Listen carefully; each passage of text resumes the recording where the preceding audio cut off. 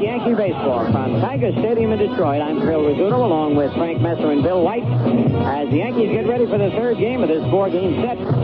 They split the twin bill last night. The Yankee magic number reduced to 2. Any combination of Yankee or Oriole losses that add up to 2, and the Yankees have clinched their first divisional title.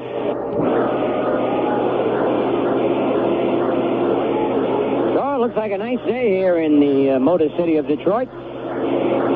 As the starting pitchers, Doyle Alexander for the Yankees and Ed Glynn of the Tigers loosen up down around the bullpens. And here are the starting lineups for this ball game.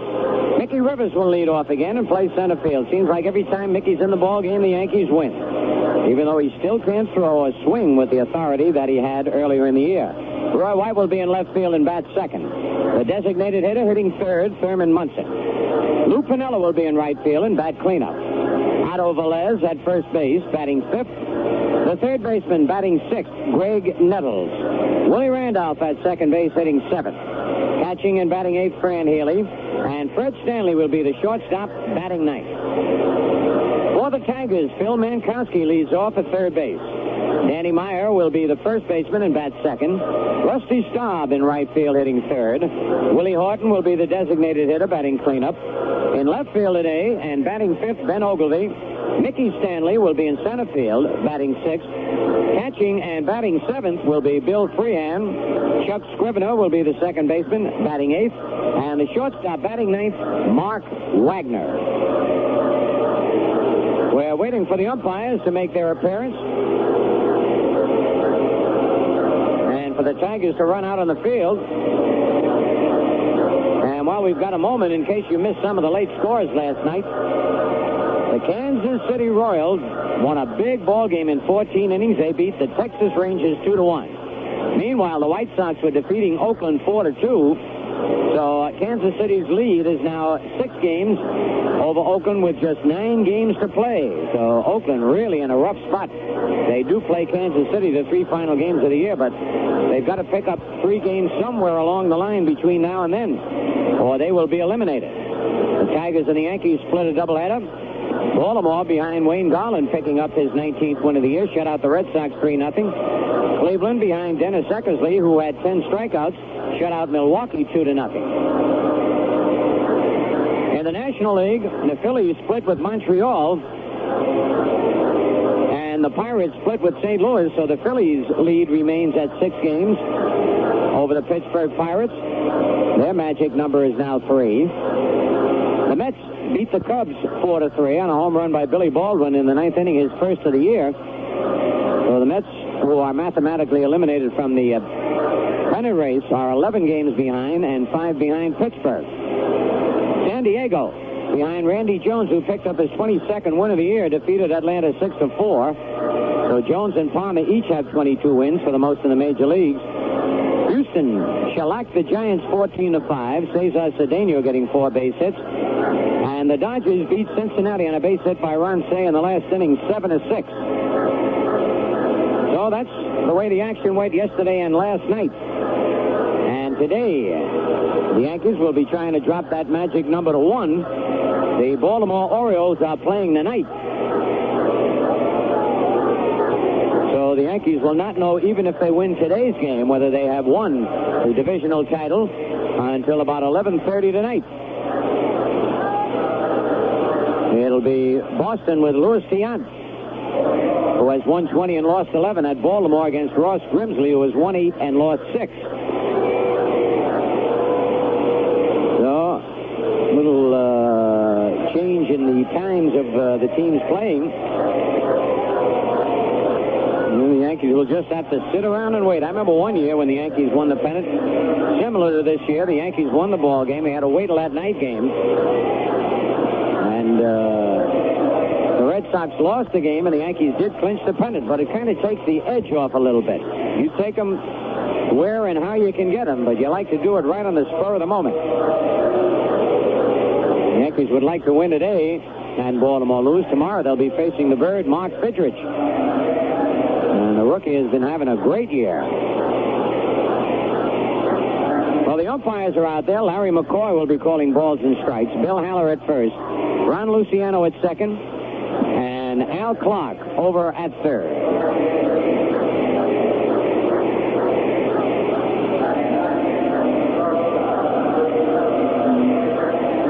Crowds have dwindled down here in Detroit, even with Mark Fidrich pitching, because they are so far out of the race. They are 23.5 games behind the Yankees.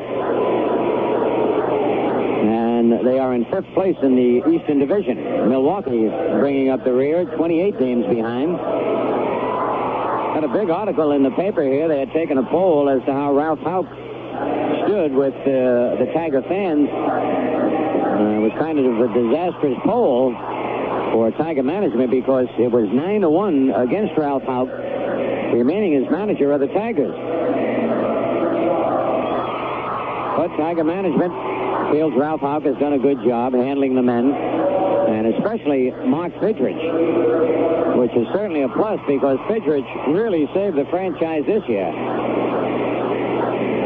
Pitt alone drew in over 250 to 300,000 fans when he was red hot and pitching those exciting ball games with all his antics out on the mound.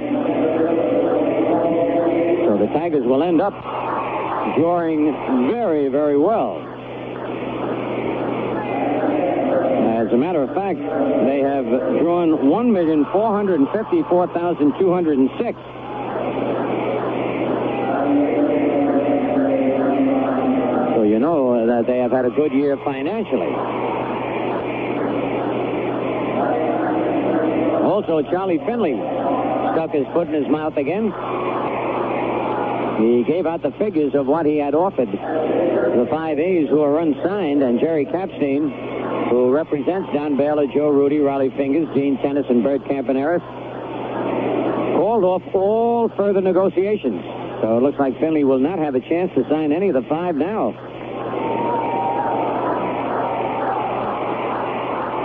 And that's going to be a blow to Chuck Tanner and the rest of the Oakland A's if they lose the nucleus of that ball club.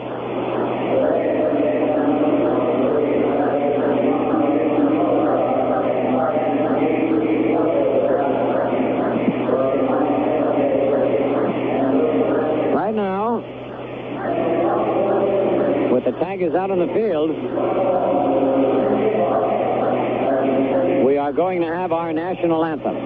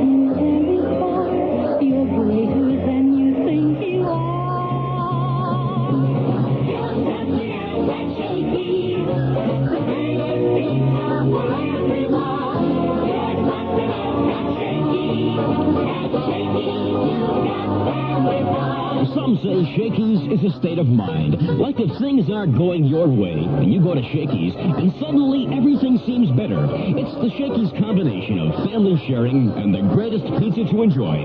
Shakey's, just south of the Latham Circle, where you're something else at Shakey's. You're something else at Shakey's. The greatest pizza for everyone. You're something else at Shakey's. Shakey's is that brand fun. All right, the national anthem has been sung. And Ed Glynn is out on the mound. He's 1 none, lost 2, making his 4th appearance of the year and his 3rd start. He was recalled from Evansville back on September the 1st. Tomorrow, a big ball game. The Bird, Mark Fidrich, 17-9 against the Yankees' Ed Figueroa, 19-9.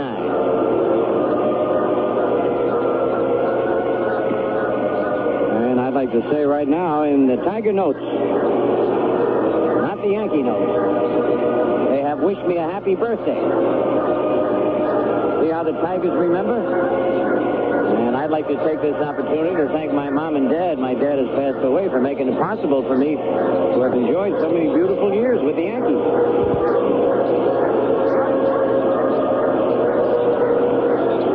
Surprised they gave my age, though. Never give the age. Birthdays are bad enough. We're ready to go here at Tiger Stadium, and Mickey Rivers will lead it off. Mickey has hit in 7 consecutive ball games. And Rivers batting .312. He leads the Yankees in hitting. Has 31 doubles, leads them there. 8 triples, leads the Yankees there. 8 homers and 67 runs batted in. Also 43 stolen bases. Glynn winds, and the pitch to Rivers is bounced past the third baseman in the left field, a base hit. Mickey, who cannot swing hard, just chopped that ball, a Baltimore chop, over the head of Mankowski in the left field. And so Rivers, we told you, makes things happen, is at first base. 1 pitch and 1 base hit. That'll bring up Roy White as Danny Meyer comes over now and talks to Ed Glynn, reminding him how fast Mickey Rivers is. Roy White has batted .384 over his last 21 games. And White is batting .285 with 28 doubles, 3 triples, 14 homers, and 64 runs batted in.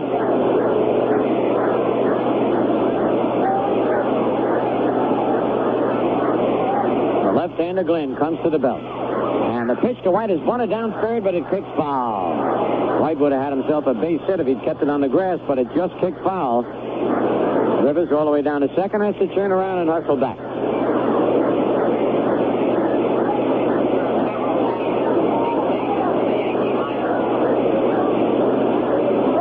We have some late changes, they said.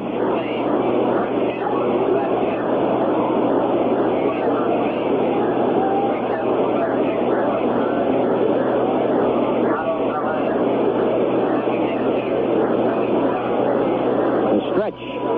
And a throw to first.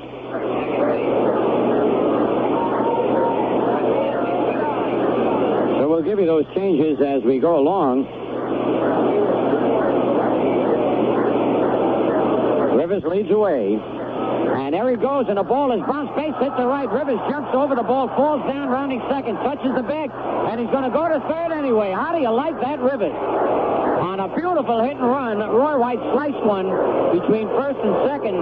Rivers leaped in the air, number 1, to get away from being hit with the ball. Stumbled over second, went back and touched the bag, and still got into third base. And Mickey might have re-hurt his shoulder and or knee as he stumbled over second base. Time has been called. Mickey in foul territory now. But you talk about an exciting base runner. Nobody else would have been able to get to third base on a ball hit like that after stumbling and falling down and then going all the way back and touching the bag. So the Yankees quickly have runners at first and third. Mickey Rivers, who singled, as we told you, and now has an 8-game hitting streak. And Roy White, who has now hit safely in 17 of his last 22 games on at first in the bat of Thurman Munson. So the Yankees off and running here. Munson batting .301. The kick and the pitch to Munson. He ready to bunt. And And he asked the first base umpire, and he said, no, Munson drew the bat back. It's ball one. Boy, Thurman had them fooled there. If he'd have pushed that ball between the pitcher and first baseman, he'd have had himself a base hit and a run batted in. White at first, Rivers at third. Munson was doing that on his own because neither Roy White nor Mickey Rivers was breaking for the plate. On deck, Lou Piniella. Stretch by Glynn. Pitch to Munson. His line to center field. Coming on Stanley. Makes the running catch. But Rivers will score easily. The throw comes into second base, and the Yankees lead 1-0. Munson hit a bullet that Mickey Stanley made a beautiful running one-hand catch on, but no chance to get Rivers. A sacrifice fly, a run batted in for Munson, his 102nd of the year, and the Yankees are out in front 1-0. Roy White remained at first base. The batter now will be Lou Piniella, and coming on deck is Chris Chambliss. As we told you, there have been some last-second changes. Chambliss will be playing first and batting fifth instead of Velez. Nettles remains at third, batting sixth, but Otto Velez will bat seventh and be the designated hitter. Then Willie Randolph eighth and Fred Stanley ninth. Piniella batting .286, 16 doubles, 6 triples, 3 homers, 37 runs batted in.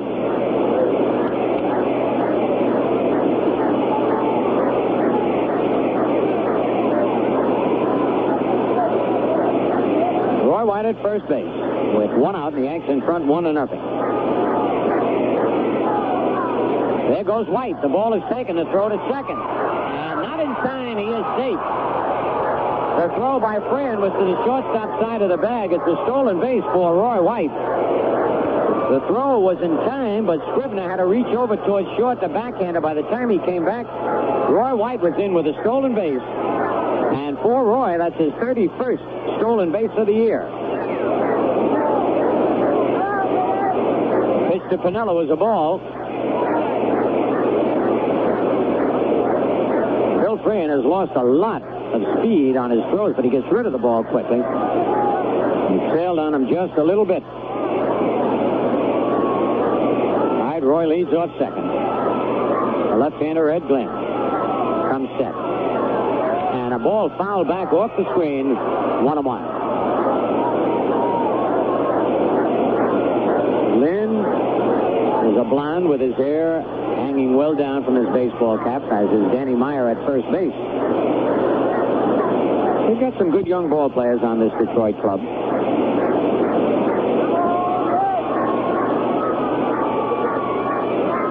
Outfield straight away on Piniella. Glynn sets. And the pitch, ground ball up the middle. That's a base hit. Roy White will score. The Yankees lead 2-0 as Piniella drives in a run. He golfed a low fastball right back through the middle. So the Yankees, after losing 6 in a row, had a big second game last night, and they're continuing here in this single game on Saturday afternoon. Yankees 2, Tigers nothing. 1 out. Chris Chambliss the batter. Chris batting .291 with 31 doubles, 6 triples, 16 homers, and 95 runs batted in. Chambliss has hit in 4 straight ball games. All right, Glynn stretches, and the fastball is right down the middle, strike one call.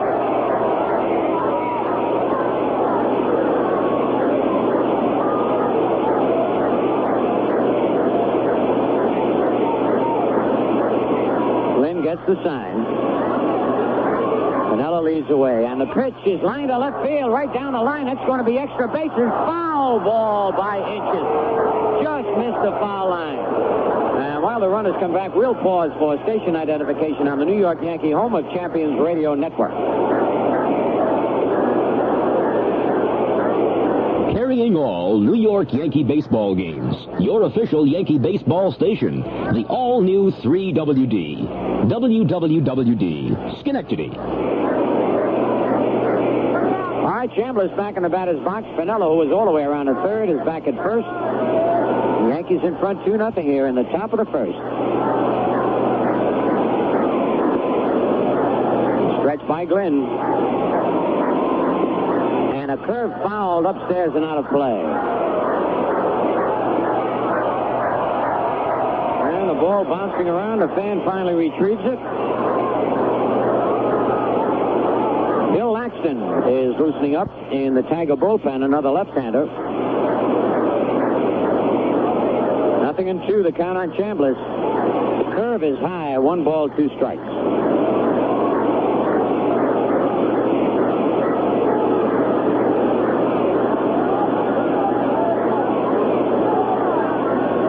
Today is Tiger Day here in Detroit. Women of all ages and boys 14 and under and all senior citizens get in for just 50 cents. Check swing foul. Tip the bat and tip the glove of Freehan back to the screen.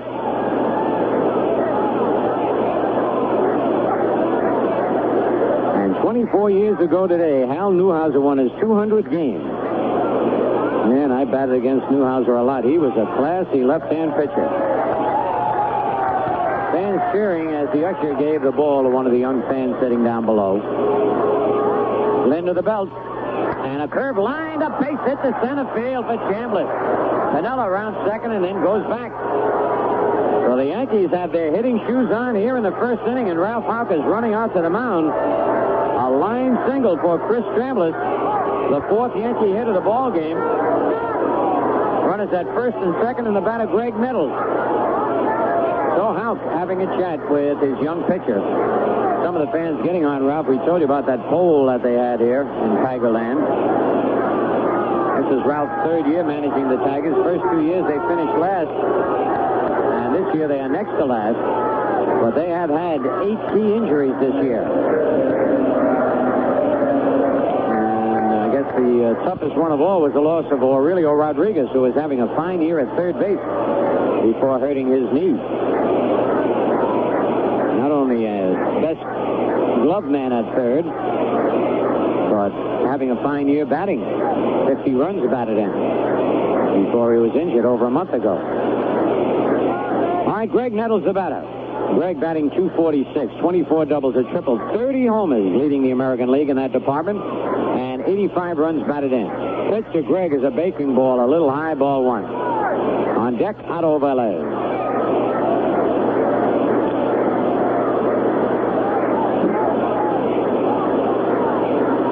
One man out, and that out was a solid line drive by Thurman Munson to center field, which Thurman got credit for a sacrifice fly and a run batted in. Glynn kicks, delivers, it's low and outside, 2-0.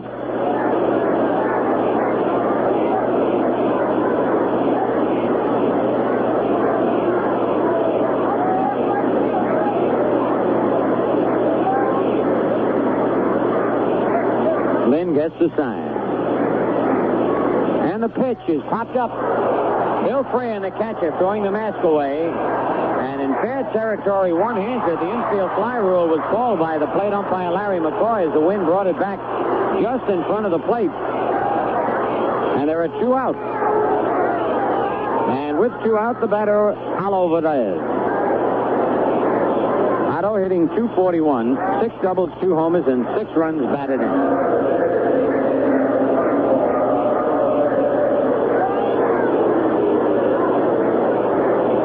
Really swinging the bat well. He's fooled usually on off-speed pitches and curveballs. Chambliss off first, Piniella off second. Pitch to Velez, fastball down low, ball 1. Not much speed on the bases for the Yankees right now. Rivers has scored, and White has scored. And Roy White, who leads the American League in runs scored, picked up his 101st. Rivers picked up his 95th. There's the strike. 1-1. 2 men are out. 2 men on. 2 runs in here in the top of the first inning.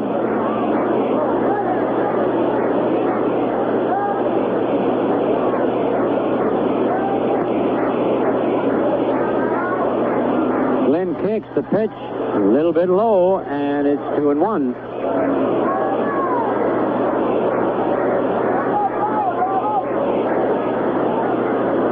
Minnesota defeated the California Angels 6-0. Most of the other action at night in the American League.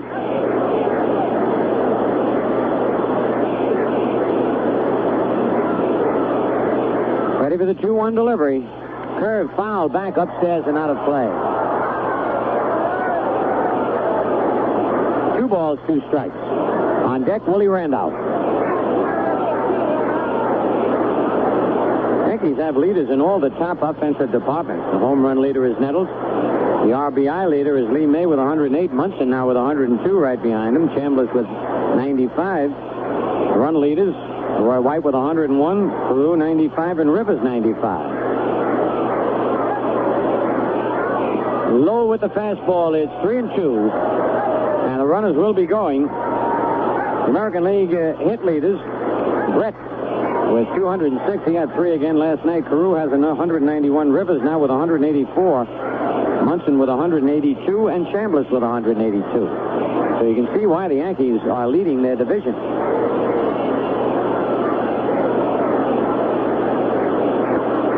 The payoff pitch to Otto Velez. The runners go, and the ball is high. Ball 4, and the bases are loaded. First walk given up by Ed Glynn. And that will bring on Willie Randolph. Randolph batting .267. 15 doubles, 4 triples, a homer, and 38 runs batted in.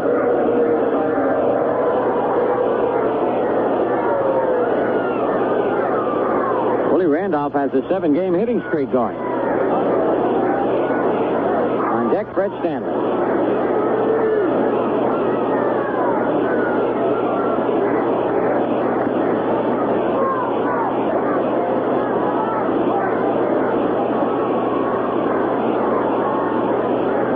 Randolph takes a strike on a fastball over the outside part of the plate.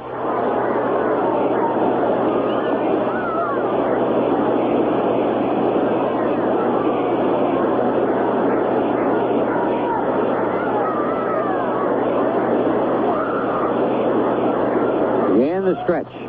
Runners lead away. The pitch is high, 1-1.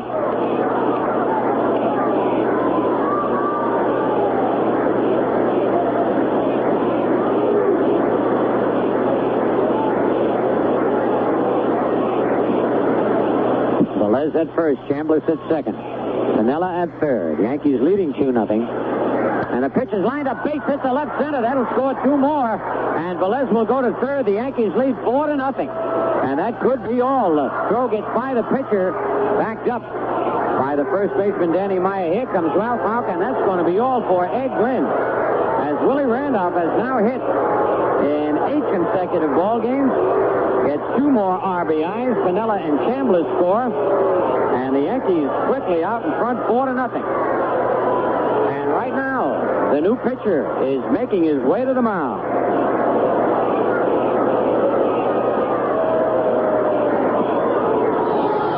Where can you relax, sit back, and enjoy good talk, and even watch all the major sports events on a giant 7-foot screen? You want to talk baseball, football, basketball, have some fun.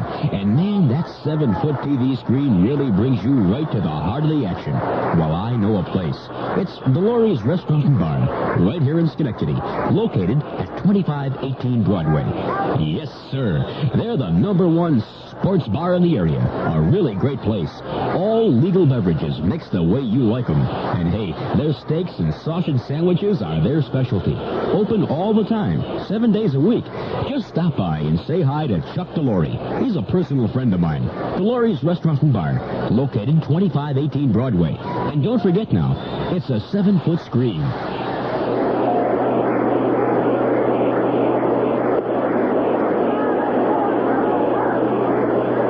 On the mound, Bill Laxton, another left-hand pitcher.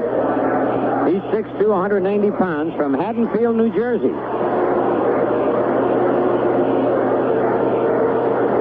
Laxton has 1 run and lost 5 this year. 4.07 earned run average. Been used mostly in relief. He has started 3 ball games. And he'll be working to Fred Stanley, the 9th Yankee to bat here in the top of the first inning. Munson has driven in a run, Piniella has driven in a run, and Willie Randolph has driven in 2. And so to Willie now on a hot streak. This is the time they get hot, just before the playoffs. Randolph Randolph now has an 8-game hitting streak. Chambliss a 5-game hitting streak. Roy White is red hot, has hit in 17 of his last 22 games. Piniella, who got a base hit, has hit in 8 of his last 9. And Mickey Rivers has an 8-game hitting streak. All right, first and third, 2 out. The stretch by Laxton. And the pitch to Stanley on the inside corner, strike 1 call. And Mickey Rivers, who led off the inning, is in the on-deck circle.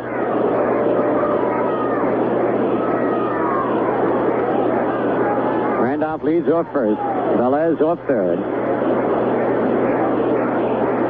Laxton sets. There goes Randolph. The pitch is high. The throw to second. Not in time. And Randolph has a stolen base. And for Willie Randolph, that's his 37th stolen base of the year. Willie 6 behind Mickey Rivers. Roy White has 31. So now the Yankees have runners at second and third.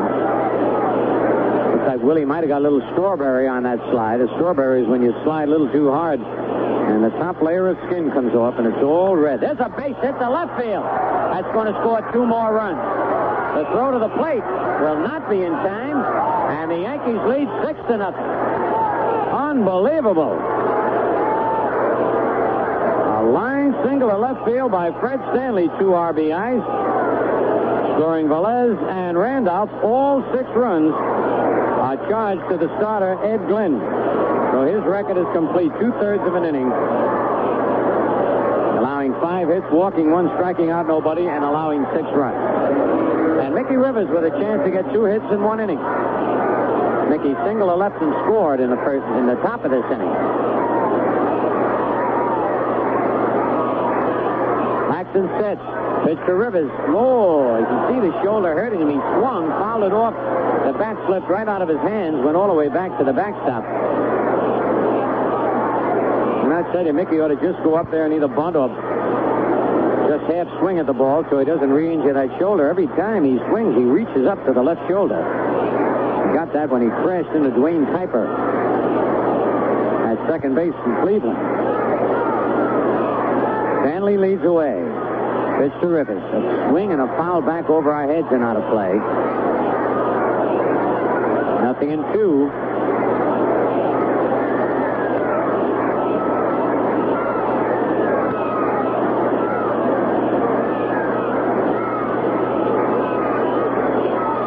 The left-hander ready. Fastball foul down the left field line. That ball will go into the seats and out of play.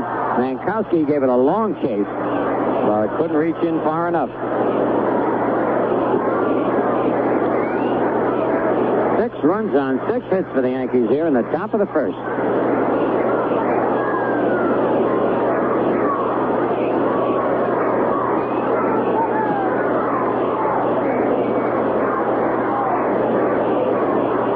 All right, Bill Laxton is ready. Stanley leads away. And the pitch to Rivers is popped up. That's playable by Danny Meyer, the first baseman in foul territory, but the second baseman, Scrivener, comes over to make a good running catch deep down the right field line in foul territory. But the Yankees pick up 6 runs, 6 hits, no errors, and a man left. And in the middle of the first, the Yankees 6 and the Tigers coming to bat. All right, Doyle Alexander with 6 big runs to work with. Doyle is 12-9 this year, 9-5 as a Yankee, and 3-1 against the Tigers. Against the Tigers' lifetime, he has won 10 and lost 3.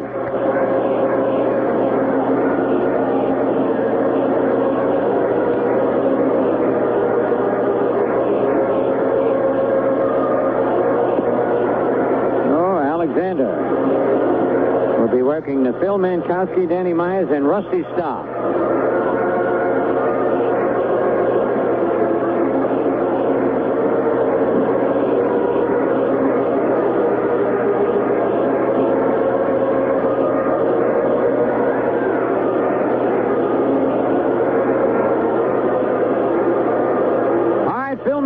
To lead it off. Mankowski hitting .273. Been about only 55 times with 15 hits, a double, a triple, no runs batted in. Mankowski is 6 feet tall, 180 pounds, from Cheektowaga, New York. Sounds like a good Indian name up there. Cheektowaga.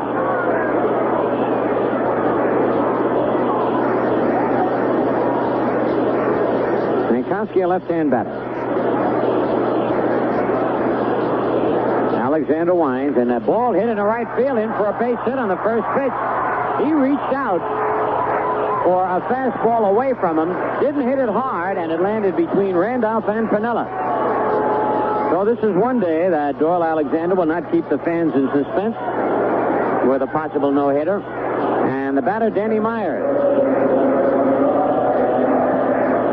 Meyer batting .242, 8 doubles, 4 triples, 2 homers, 16 runs batted in. Meyer also a left-hand batter. Alexander's pitch, swing, and a foul tip, strike one. On deck, Rusty Staub.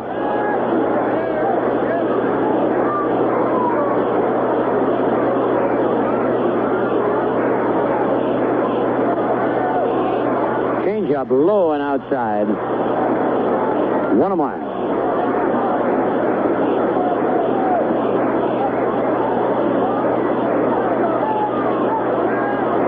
Chambliss not holding the runner on. And a fastball is down low, 2 balls and a strike.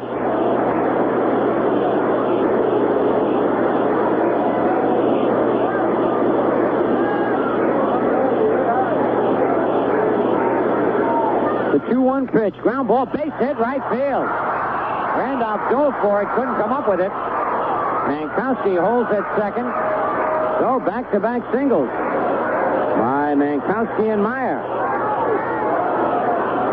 And the batter now, Rusty Staub. I tell you, Rusty Staub is one of the Iron Men. There are only 4 players in the American League who have appeared in every game this year. Rusty Staub, one of them.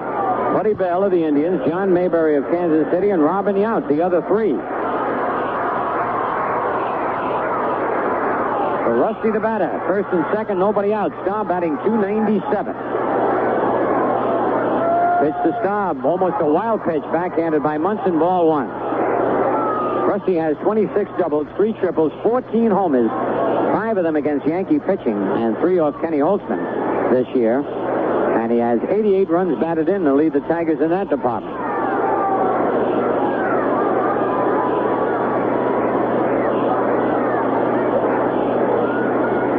It looks like we might have a little action down in the Yankee bullpen.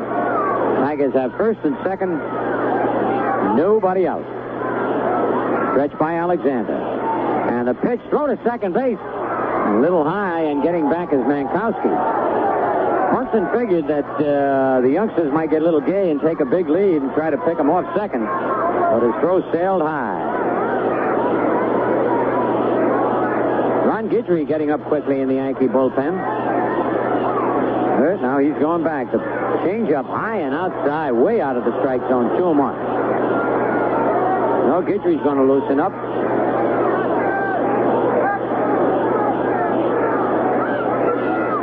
Looks like Dick Tidrow, too. 2-1 pitch, down low, 3-1. And Billy Martin's coming out. And here's what can happen in a situation like this. A pitcher is being given a gift of a 6-run lead in the very first inning, and subconsciously they relax a little bit and figure all they got to do is throw the ball. But Billy Martin knows, and that's why he comes out to warn his pitchers against being complacent out there on the mound. Expression in baseball, bow that neck and fire that ball. Don't let up. When you get them down, step on them. 3 balls, 1 strike on Rusty Staub. Nobody out. Runners at first and second here in the bottom of the first. The Yankees lead 6-0.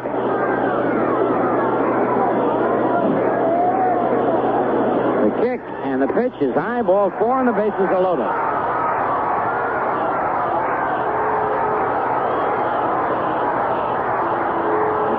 Willie Horton. Willie having an off year. He has had so many injuries. Just can't swing the bat like the Willie Horton we know. He has 12 doubles, 13 homers and 53 runs batted in.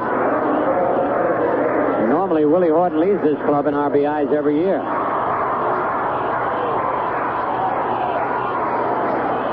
Nobody out. And the Yankee bullpen going full tilt. Pitch to Horton. Down low, ball one.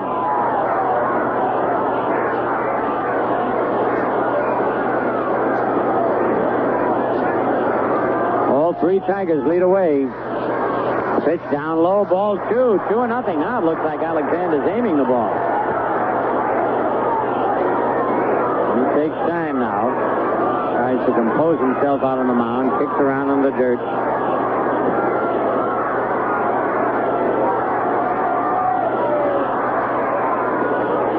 Pitching from a stretch position. Pitch hits the corner. 2-1.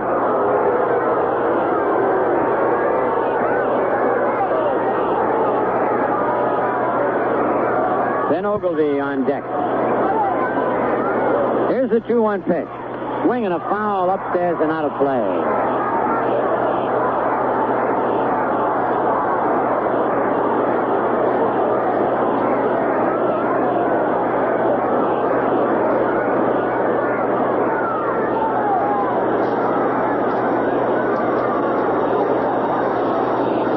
Two balls, two strikes.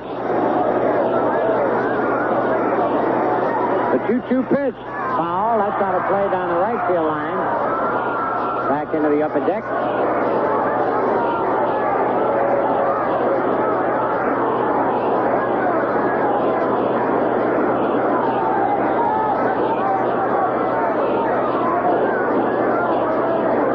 Still 2-2. This has been a long first inning. And the pitch struck him out. Horton went after a bad pitch down and away. Oh, Alexander records his first out and first strikeout of the ball game. And here's Ben Oglivie. Oglivie hitting .287, 12 doubles, 3 triples, 15 homers, 47 runs batted in. Oglivie has hit 7 of his last 8 games.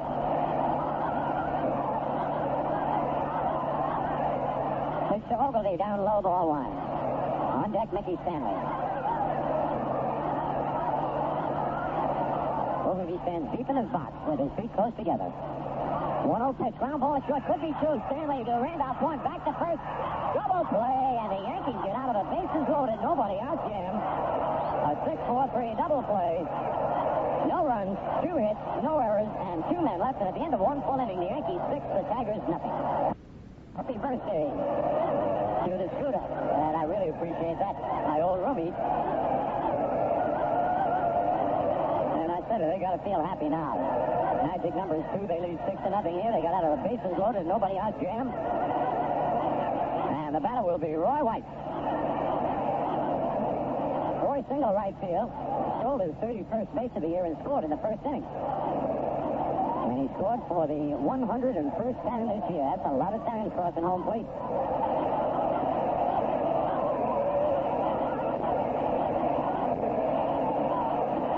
All right, Bill Axton, the second Tiger pitcher. And the curve is over, strike one call.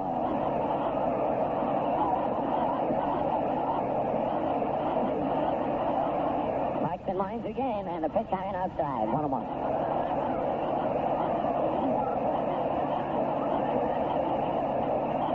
Overcast here in Detroit. Expect rain tonight, possibly tomorrow.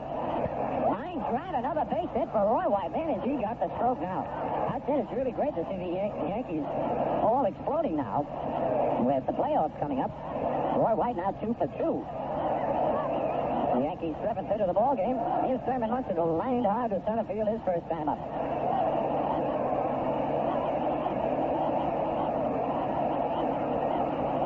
Thurman driving in a run.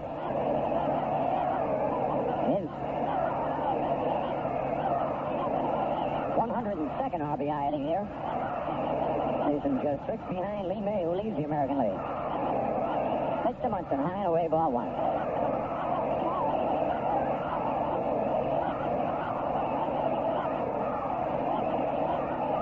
Dan Meyer holding first against Roy White. On deck, Lou Piniella. Watson checks White. Pitch to Munson, foul over towards the Tiger dugout.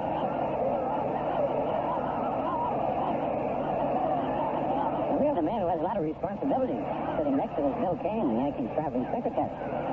This has got to be kind of a hectic day for you, Bill Kane. Because the Yankees play this afternoon and Baltimore doesn't play till the night. And the champagne is frozen. Going inside, Munson has to skip out of the way. What? You've got to make a lot of alternate plans, don't you? No problem at all, Phil. Well, see, when you know your job and do it well, no problems. I wish I could say the same thing. The other years were a problem. Not having to worry about it. When you win, you don't have to worry, right? All right, 2-1 on Thurman Munson. Paxton kicks, delivers, line, deep to left, and it's safe. Fair, it's gone. And it is a home run for Thurman Munson. Line leads out a low fastball into the lower deck over the 340-foot sign, which gives Thurman 2 more RBIs, 3 on the day, gives him 104. And for Thurman Munson, that's his 16th home run of the year. The Yankees lead 8-0. And the Getty round tripper, line drive into the left field seat, driving wide ahead of him. And for his Getty round tripper, Thurman Munson receives Getty gift certificates, good toward the purchase of Getty Premium. Gasoline that, according to a recent survey, sells from 2 to 2.5 cents less per gallon than most of the major premiums. Getty's got what's best for your car. And now Lou Piniella trying to get a little of that Getty gas. Swings and misses. Lou single to center to drive in a run, and later scored in the first inning. Paxton winds and is Kirk swinging a miss, strike 2. Lou still being bothered with his right hand, and he hurt earlier in the year. And he's letting go of the bat now. Fastball is all right, but the off-speed pitches and the breaking pitches seem to bother him. 0-2. Fastball, and he checked his swing and time and out had a hurt. Yep, he comes back and grimaces a little bit. 1 ball, 2 strikes. On deck, Chris Chambliss. Kick in the pitch, bouncing ball to second base. Scrivener with a nice hop, throws Piniella out. We'll take time to pause for station identification on the New York Yankee Home of Champions Radio Network. Carrying all New York Yankee baseball games. Your official Yankee baseball station. The all-new 3WD. WWWD. Schenectady. Chris Chambliss, single center, has scored his first time up. Fouls a curve off home plate. Back towards the on-deck circle, strike 1. On deck, Graig Nettles. Yankees 8, and the Tigers nothing here in the top of the second. Fastball inside.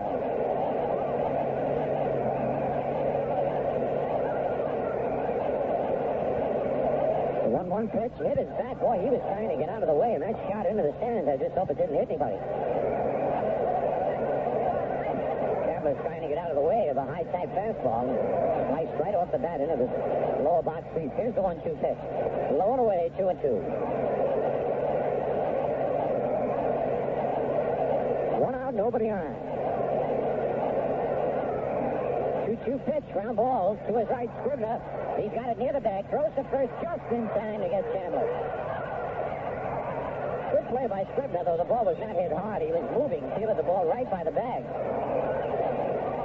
Now Graig Nettles, who popped up to the catcher Bill Freehan his first time up. Nettles had a big second game last night. Bill Kane, feel free to jump in any time you'd like to. It's been such a long time since we had a winner. Well, I'd just like to say happy birthday. Thank you very much. Serve is over, and it's 1-1 on Graig Nettles. Birthdays are coming around too fast now. Just outside, 2-1. Otto Velez on deck. Paxton winds, fastball hit high in the air. He just missed an upper-deck home run by about 1/8 of an inch. Rusty Staub under it and makes the catch, that powering fly ball. But the Yankees pick up 2 runs on the 2-run homer by Munson. And the score at the end of an inning and a half, the Yankees 8 and the Tigers nothing.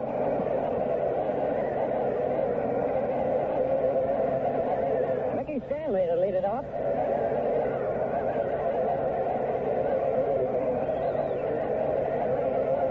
Stanley hitting 277. 16 doubles, a triple, 4 homers, 29 runs batted in. It'll be Stanley, Bill Freehan, and Chuck Scrivener here in the bottom of the second. I have a picture on the sports page here of the Detroit Free Press. Glenn Abbott, one of the pitchers for the Oakland A's. Remember, Whitey Herzog accused the A's of having a pair of binoculars out in their bullpen and trying to steal the signs. Well, he's got about 8 pair of binoculars hanging around his neck and looking through another pair, riding the Kansas City Royals. Stanley takes a strike. But Oakland lost a big ball game to the White Sox last night, and Kansas City won a bigger ball game in 14 innings over Texas, 2-1. So Oakland really has their work cut out from 6 behind with just 9 games to play. Pitch is a strike called. It's 1 ball, 2 strikes to Mickey Stanley. Stanley's always been one of the top defensive outfielders. Change up profile outside of third.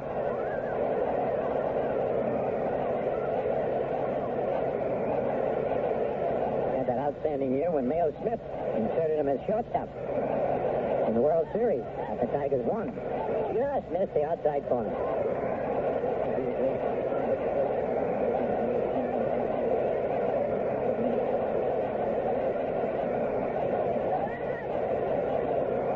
Bouncer towards the middle. Randolph got a tough play, backhands it off, balance throw in time. And a pretty backhand pick up by Chris Chambliss. Beautiful play on both ends there for Willie Randolph and Chris Chambliss to take a hit away from Stanley. And that has to get down as one of the biggest gambles ever in World Series history. Putting a tried and true center fielder at shortstop against a team like the Cardinals who had a lot of speed. Bill Freehan. Freehan has had his problems with injuries. Batting .269, but he's only played in 66 games. 10 doubles, a triple, 5 homers, 26 runs, and he's batted in. And takes the pitch high, ball 1.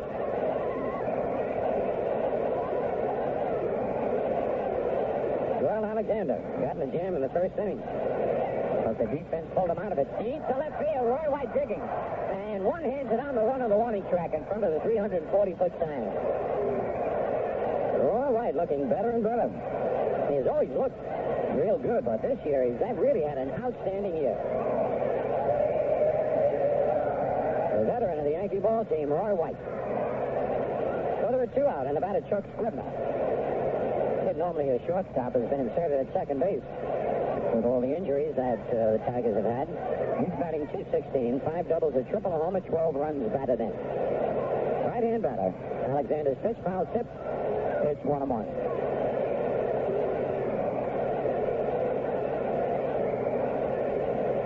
Yankees 8, Tigers nothing in the bottom of the second. 2 out, nobody on. Fly ball, right field. Piniella moves in just a couple of steps. And puts it away. The Tigers get down in order, and at the end of 2, it's the Yankees 8, the Tigers nothing.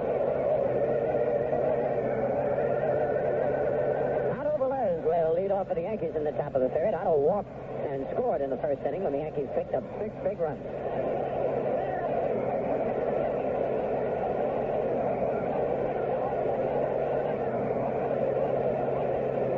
Willie Randolph on deck.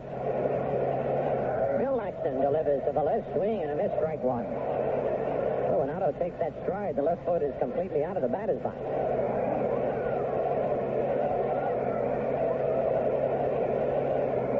Holds that bat high. Curve, swing and a miss. Nothing in 2. He's never cheated on his cuts.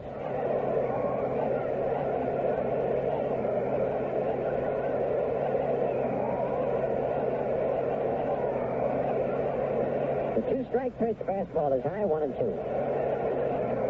Very little breeze blowing here today, Tiger Stadium. Always a good background here. Great hitter's ball. Bounce to third, foul. Dick Hauser. Nice play by Dick. One hand to that third.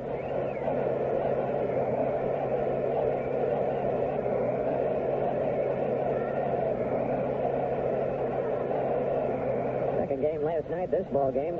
First time in a long time we've really seen the Yankees with a lot of smiles. Can't blame them. Curve, strike 3 called. Velez caught looking on that one. First Yankee to get down on strikes in the ball game, Otto Velez, and Willie Randolph the batter.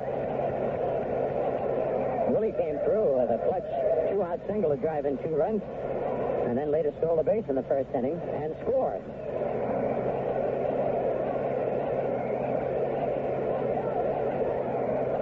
Pitch to Randolph. Checked his swing, and it's low, ball 1. Willie got off to such a great start for the Yankees. Then that injury really hurt him. Didn't know how to cope with it. Very upset.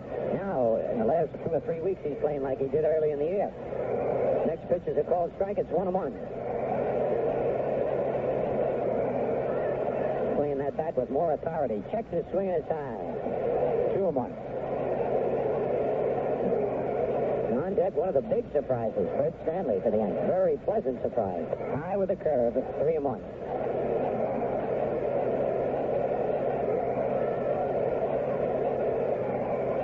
Laxton's 3-1 delivery, ball 4, and Willie Randolph is on. First walk given up by Laxton.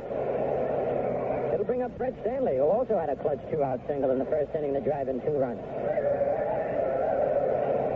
Has made only 8 errors all year.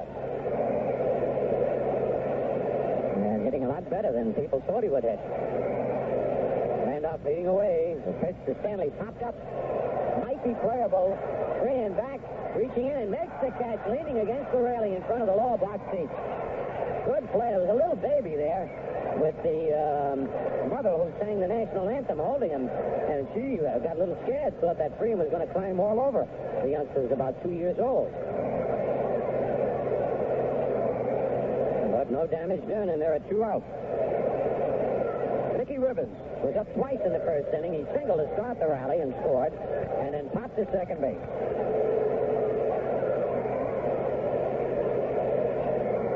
Randolph leads away. Throw over there, but Willie back easily.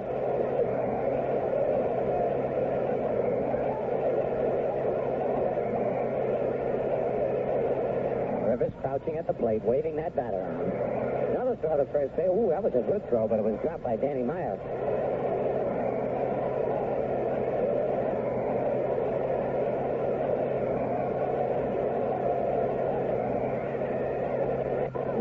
Pitches to the plate. Rivers hits it high in the air to right and left center field. Mickey Stanley glasses down. Makes the catch. No runs, no hits, no errors. A man left at the end of 2.5. The Yankees 8 and the Tigers nothing.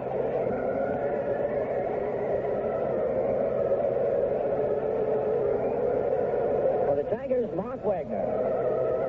The young shortstop will lead it off. Wagner hitting .258. 2 doubles, a triple, and 9 runs batted in.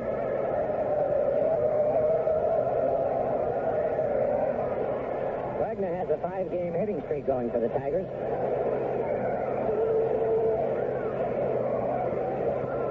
And Alexander's pitch is down low, ball 1. Phil Mankowski on deck.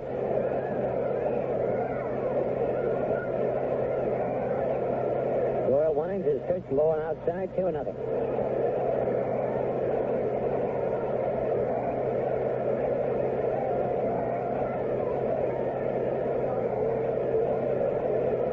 Delivery down low, ball 3.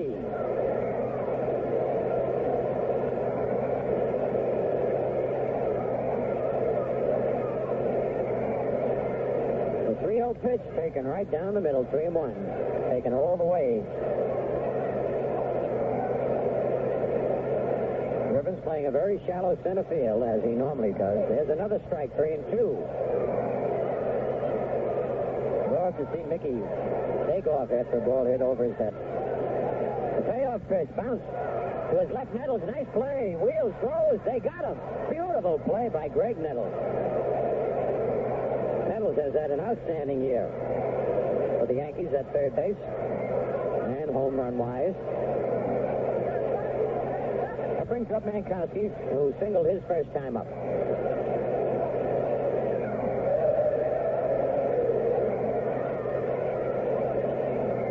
Alexander took off one sign. Now he's got the one he likes, and the changeup is over the outside corner, strike 1 call.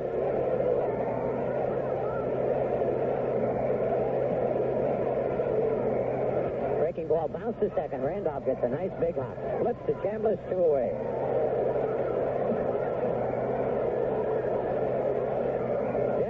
single right his first time up. 2 out, nobody on. Bottom of the third. Yanks in front, 8-0. On deck, Rusty Staub. Blend orange. His hair is really orange. It's not red. Change up high and outside to Meyer. Ball 1.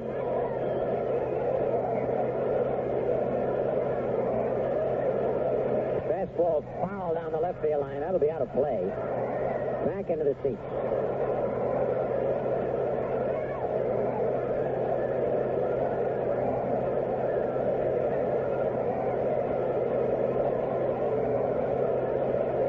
The pitch. Change up. Bounce. Past the pitcher. Randolph's got to hurry in. Up throw. Up balance. They got him. What a pretty play by Randolph, who landed flat on his face after throwing that ball. I said it, that Willie Randolph. Really been impressive all year long. 3 up, 3 down, and at the end of 3, the Yankees 8, the Tigers nothing. Happy birthday, Scooter. Troy White leads out for the Yankees, and fouls went out of play on the right side.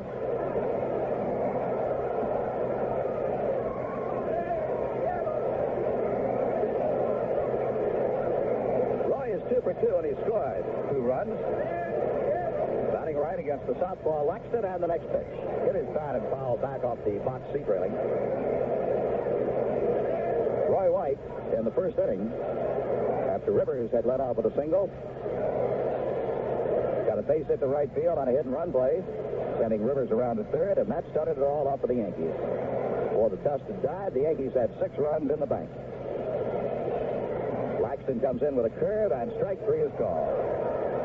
So Roy White is caught looking at a big curveball from Laxton, and that's Laxton's second strikeout in the game. The batter will be Thurman Munson. Munson has driven in 3 of the 8 Yankee runs with a sacrifice fly and a 2-run homer. Thurman now has 104 RBIs for the year, 16 home runs, 183 base hits. First pitch to him is swung on and missed. High fastball.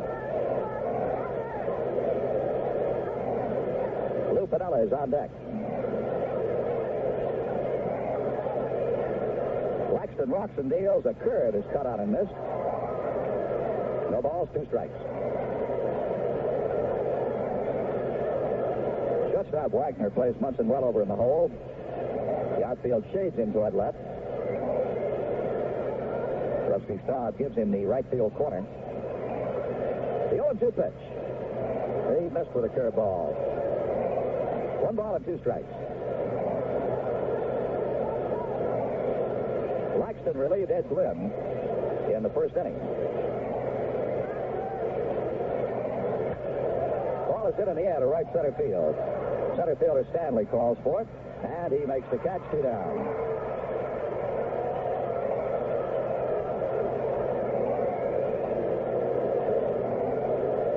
The pitcher for the Tigers is from Camden, New Jersey. Tigers got him from the Mets on a 4-man trade last December.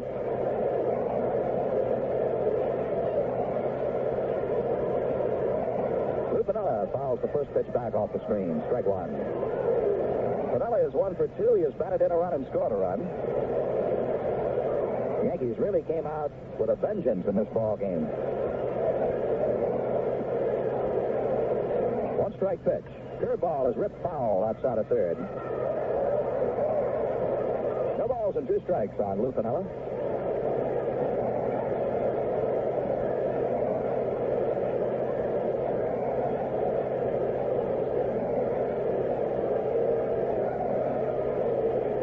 Kicks and deals, and he struck him out with a high fastball. Piniella throws the bat straight up in the air and catches it as he comes down. And that retires the side. 3 up, 3 down. In the middle of the 4th, the score, Yankees 8 and the Tigers nothing. The reason I was chuckling when Piniella struck out, not because he struck out, he swung and missed the pitch. Larry McCoy gave him a big out sign, and Piniella flipped the bat up in the air about 20 feet, caught it, and just as he caught it, as it came down, McCoy called him out again. Not out of the ball game. Lou is still out in right field. Rusty Staub is the batter. Bottom half of the 4th. Staub walked his first time. Left-hand hitter. And the first pitch time is in for a called strike from Doyle. Doyle Alexander had problems in the first inning. Bases loaded, nobody out, but the Tigers did not score. He changes up and misses low. Mankowski and Meyer singled. Staub walked to load the bases, but then, after Billy Martin went to the mound, Alexander settled down. He struck out Willie Horton, and he got Ben Oglivie to ground into a double play. Changeup is lined and off the glove of Willie Randolph. That was fishtailing out there. Willie moved to his left, then had to reach back to his right. It hit his glove and bounced out into right center field. That'll be a base hit. Well, that ball was really moving. It was a knuckleball as Willie Randolph went to his left. Then the ball sailed away from him to his right. He got the glove on it. The ball kicked off the glove and went out of the outfield. So a base hit. The ball was really fishtailing. Here's Willie Horton. He struck out his first time up. And he takes the ball high. That was the third hit for the Tigers in the game. Staub continues to wear out Yankee pitching. They said it'll put Staub close to the 300 mark. There's a strike on the outside corner. 1-1 to Horton.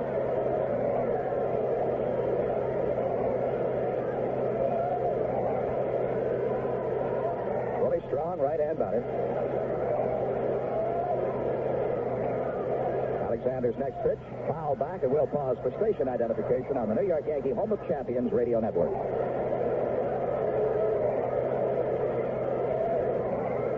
Carrying all New York Yankee baseball games, your official Yankee baseball station, the all-new 3WD.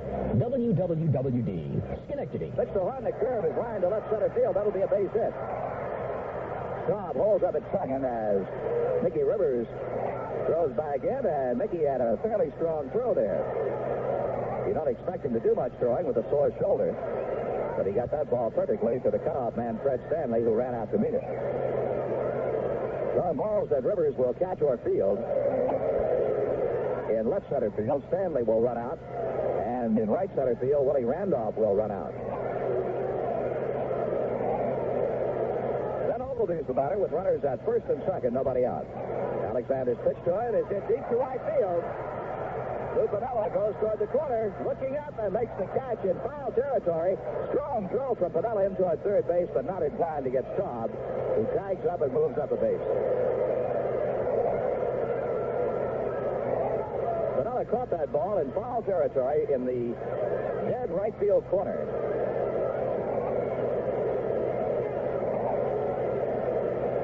The Tigers now with one out have runners at first and third. And the batter is Mickey Stanley, the center fielder. Stanley grounded out to second base his first time up.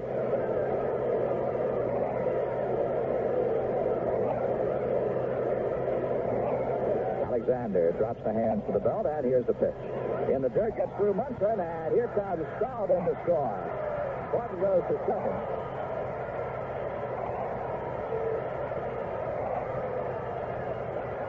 Munson is charged with a pass ball. After the ball got through him, Munson hesitated before he turned around to chase it down, and Staub comes in to score on a pass ball. Horton now at second. 1 ball and no strikes on Stanley. Third ball is popped up on the infield right side. Willie Randolph with the glasses down is under it, and on the skin of the infield he makes the catch. 2 outs, and Bill Freehan will be the batter. Freehan lined to left field his first time up.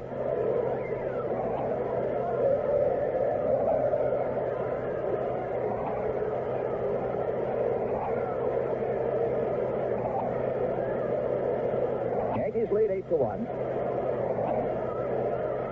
Horton at second base and 2 outs.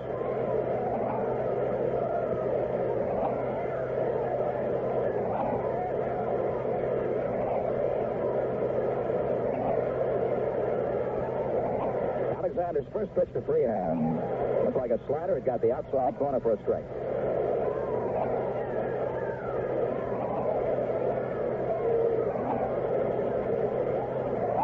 Now the stretch by the right-hander, Alexander, and a changeup is foul back. That'll be out of play.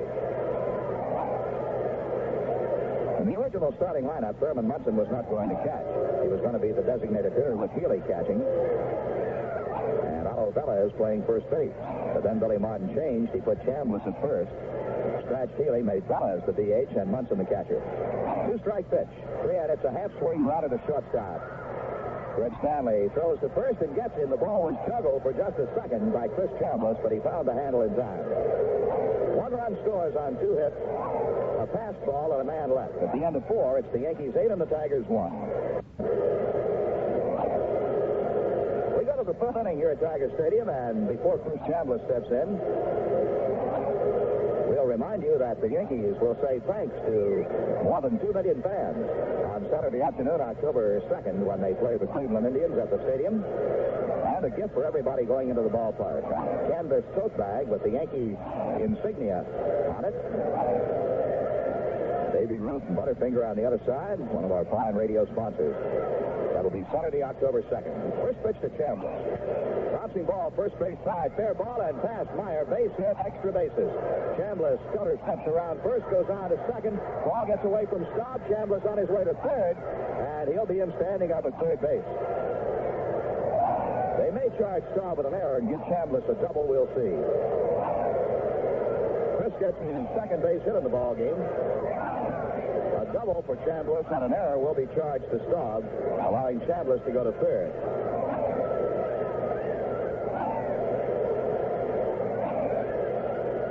That is the Yankees' 9th hit in the ball game. Their 5th off Laxton. Chambliss' second hit in 3 trips. Tigers commit their first error in the game. And Graig Nettles is the batter. Nettles has popped for the catcher and flied to right. First pitch to him. Line drive, base hit. In center field, Chambliss scores. Mickey Stanley fields the ball in center. And Nettles has just driven in his 86th run of the year. The Yankees now lead 9-1.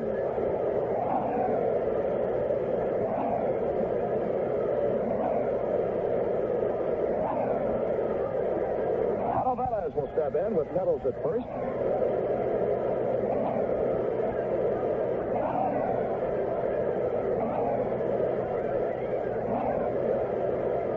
Nettles is closing in on his career total in RBIs.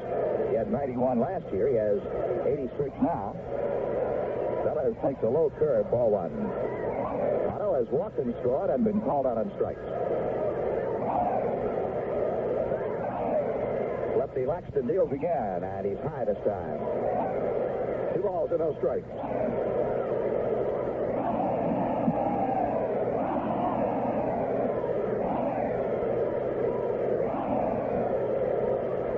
There's the set.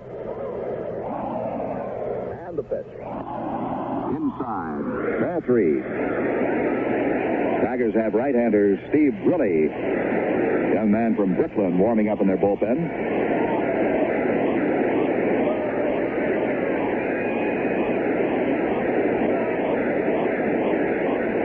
Laxton's next pitch, inside, ball 4. Otto Velez draws a walk. Graig Nettles trots down to second base, 2 on, nobody out. And the batter will be Willie Randolph.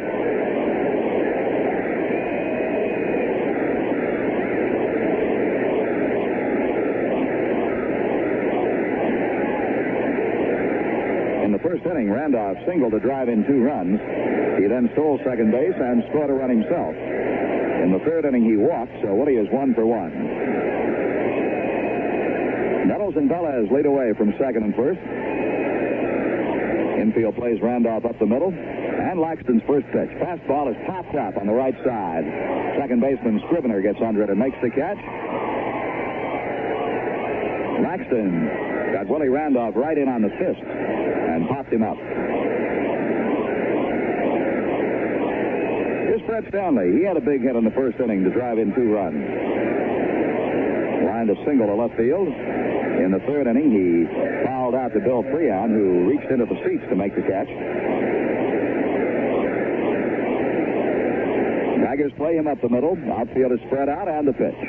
Strike on the outside corner. Breaking ball from the left-hander Laxton.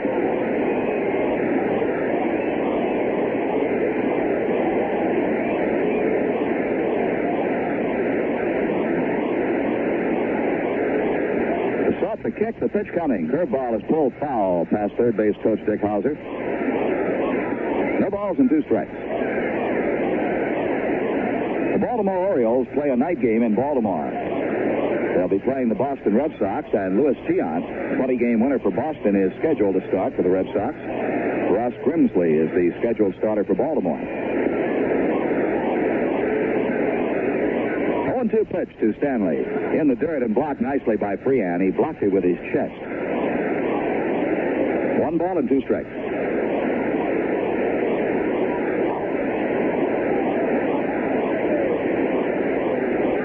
Laxton peers down for the sign.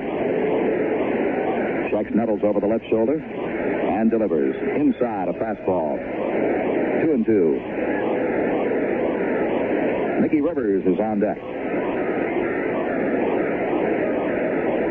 And over in the Yankee dugout, Larry Murray takes his jacket off. See if Billy Martin has plans to put him in the ball game. Might put him in for Rivers after Mickey bats. The ground ball is hit to the second baseman. Scrivener goes to second for 1, back to first, not in time. Otto Velez taking Mark Wagner out on the play at second base. Nettles on to third. Velez is retired 4-6. Stanley at first. 2 outs, and Mickey Rivers the batter.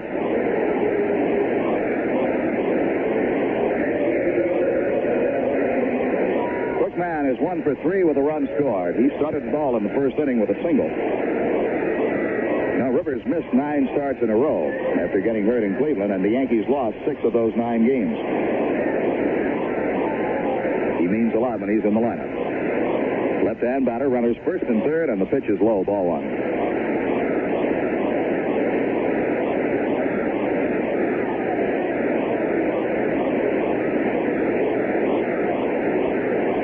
Play him up the middle.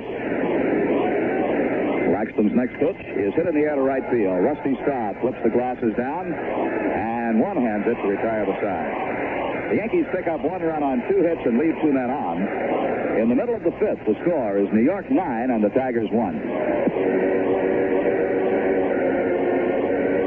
Larry Murray has gone out to play center field for the Yankees as we go to the bottom half of the 5th.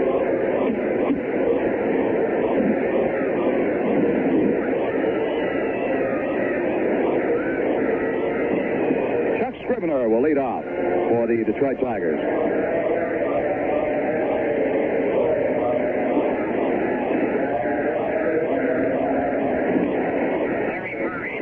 Scrivener, right-hand batter.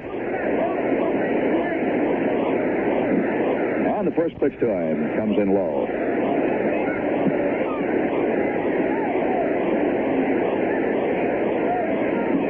Alexander deals a curve down low.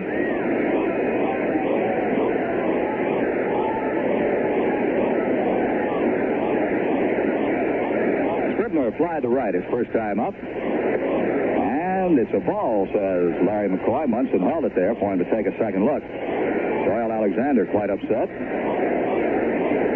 The Yankees lead 9-1. Alexander winds, delivers 3-0, and a strike is called, 3-1. Mark Wagner is on deck. Roy White sets up deep in left field for Scrivener, and the next pitch. Strike 2 called. 3 balls and 2 strikes. Larry Murray shallow in center, and Piniella shades towards center on the right-hand batter. 3-2 delivery is lined out towards center field. That'll be a base hit.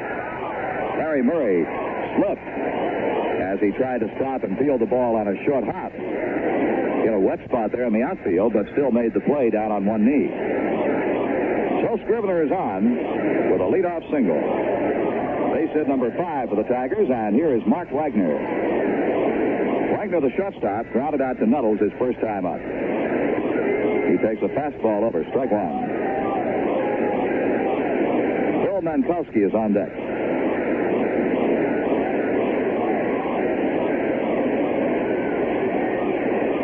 Now the stretch and the pitch. Low. 1 ball and 1 strike.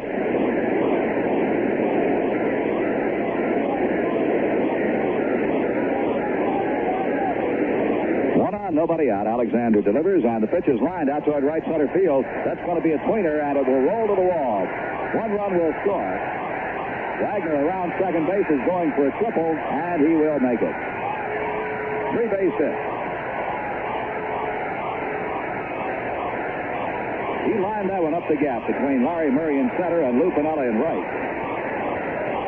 The Yankees now lead 9-2 as Mark Wagner has driven in his 10th run for the Tigers. The previous Tiger run was unearned due to a passed ball. So the Tigers have their first earned run off Doyle Alexander. And the batter will be Phil Mankowski. Mankowski opened the first with a single. In the third, he grounded out to second base. Left-hand hitter. Wagner at third, nobody out, and a strike is called.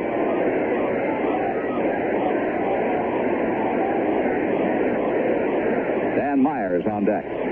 Tigers have the left-hand hitters coming up. Next pitch, he fouled it back out in front of a changeup.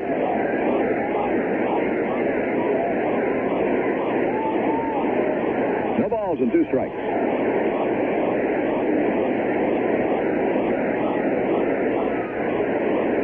Alexander is working off the set position. He delivers, change, quick throw to third base, safe. Pitch was taken for a ball. Munson fired down to Nettles. And Wagner just did get back at first. 1 ball and 2 strikes. Sparky Lyle is up in the Yankee bullpen. Alexander's next pitch, curveball, is hit in the air to right field. Lou Piniella is under it. Run will score. Piniella makes the catch. Uncorks the throw toward the plate, but not nearly in time. And it's now a 9-3 New York lead as Wagner crosses. Mankowski gets his first run batted in as a Tiger. Sacrifice fly to right field.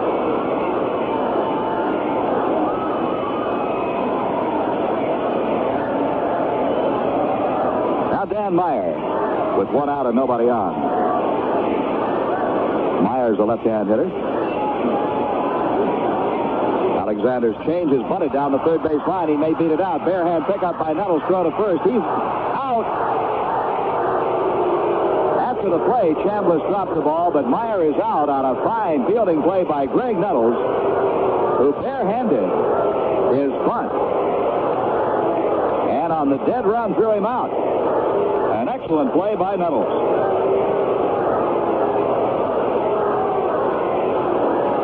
The play was completed when Chambliss dropped the ball. He dropped it in the act of pulling it out of his glove to start it around the infield. Fans are booing because they thought that Meyer should have been safe, but it was a good call. And no argument from the Tigers. Rusty Staub takes low, ball 1. Alexander rocks back and deals again. The change is over. Strike call, 1-1.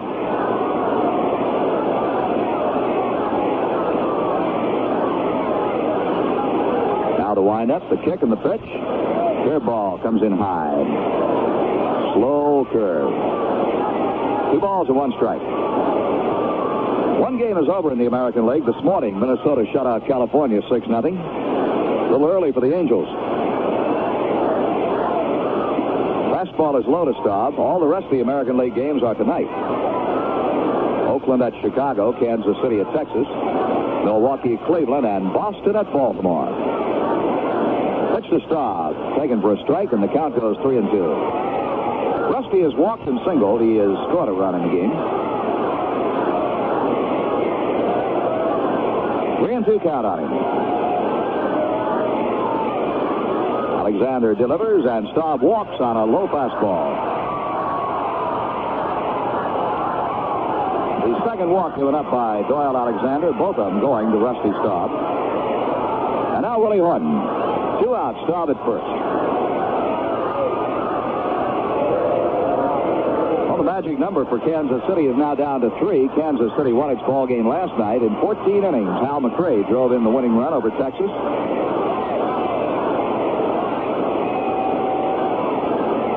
The first pitch is a ball to Horton. Willie has struck out and singled. When he singled in the 4th inning, it was his first hit of the series. He is now 1 for 9. Chambliss is not holding Staub on at first. 1 ball pitch, outside. 2 balls and no strikes.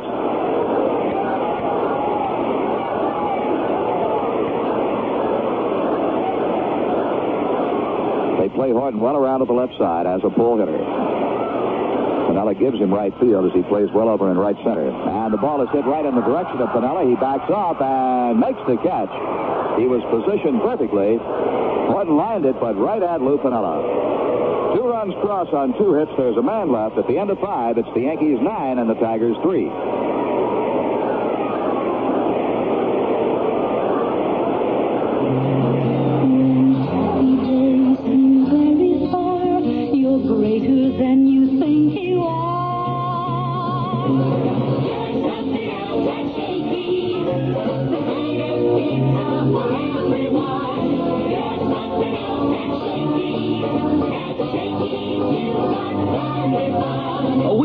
For families, and your family weekend is something else at Shakey's, Route 9 just south of the Circle. From Friday evening through Sunday evening, there's fun going on for families to share, with pizza baked to your order, plus lots of ice-cold beer. No wonder the Shakey family weekend is something else. Something else at Shakey's. The greatest pizza for everyone. There's something else at Shakey's. At Shakey's, you got family fun.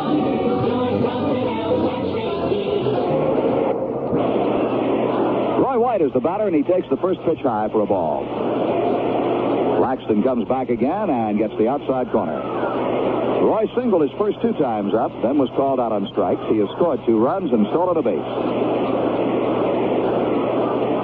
Next pitch, curve is foul. Back of the plate. Let's see if Freehan has a play. I don't think so, no. Ball hits the screen. Roy White now has scored 102 runs this year.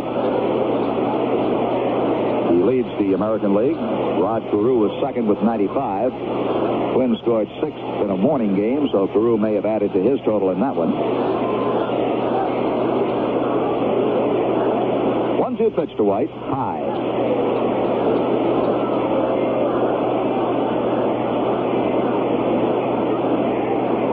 Most runs Roy ever scored in a season, 109. That was in 1970 for the Yankees.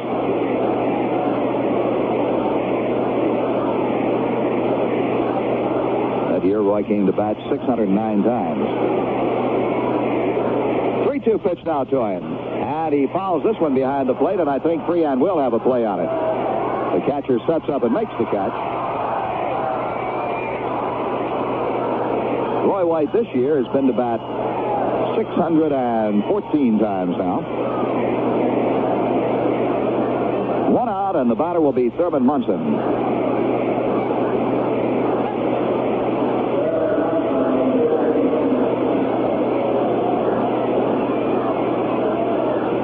Thurman Munson hit a 2-run homer in the second. He had a sacrifice fly in the first, so he's driven in 3 runs, closing in on Lee May of Baltimore. Thurman Munson now has driven in 104 runs this year. He swings on a curve and fouls it out of play. Lee May of the Orioles has driven in 108 runs. Munson is second now with 104. Carl Yastrzemski of Boston has 98. Chris Chambliss of the Yankees has 95. And John Mayberry of Kansas City has 95. 0-1 pitch. Curveball is hit in the air to left field. Thurman got under that one, and Oglivie should make the catch. And he does. 2 out.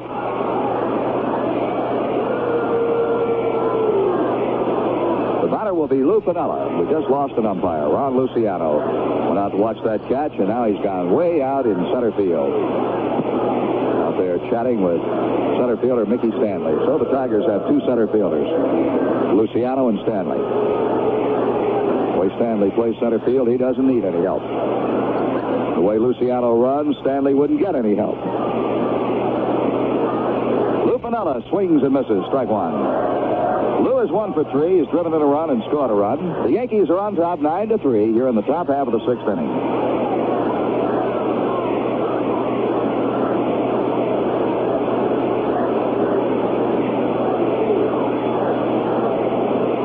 Bill Laxton in the windup. And the next pitch, Piniella is hit by the pitch. Lou Piniella hit in the small of the back.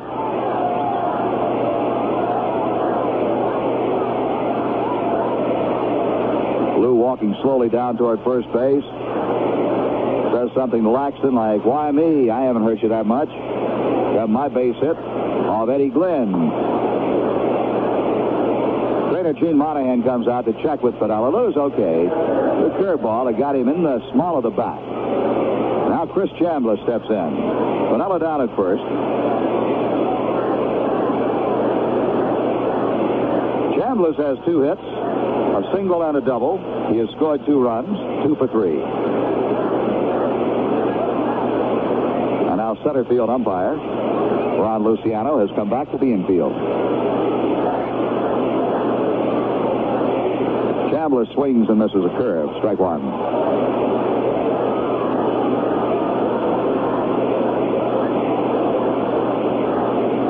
Luciano makes a motion out towards Stanley as much as say, "Okay, Mickey, you got to do it without me now. I'm needed on the infield." Chambliss takes the pitch just a bit low. 1 ball to 1 strike to Chris.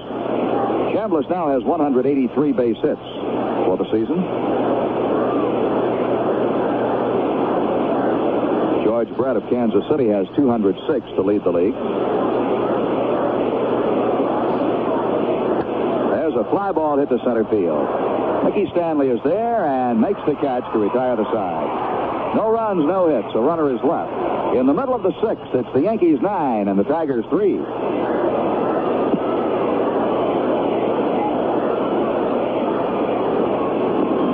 I want a beer like no other beer. I'm shaped for people.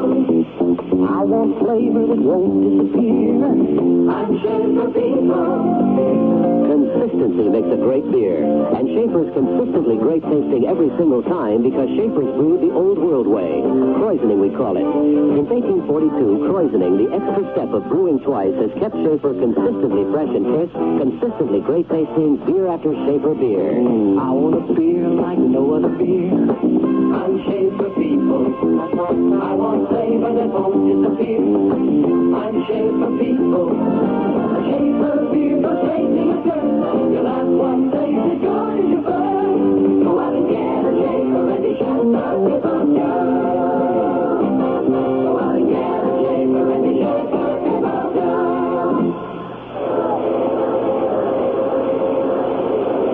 Ben Oglivie will be the leadoff batter for the Tigers in the bottom half of the 6th. He'll be followed by Mickey Stanley and Bill Freehan. The Yankees are back for a twilight doubleheader next Friday against the Cleveland Indians. A week from today, Saturday afternoon, the 2nd, will be Fan Appreciation Day at the stadium, with every fan in attendance at the Yankee-Cleveland game being given a canvas tote bag. And the regular season winds up a week from tomorrow afternoon against the Cleveland Indians. So 4 more games on 3 dates at Yankee Stadium. Twilighter next Friday, next Saturday afternoon, and Sunday afternoon with Cleveland. First pitch to Oglivie, and Oglivie is hit. Alexander hits Oglivie on the knee, and Oglivie walks down to first base. Laxton hit Piniella, and now Alexander hits Oglivie.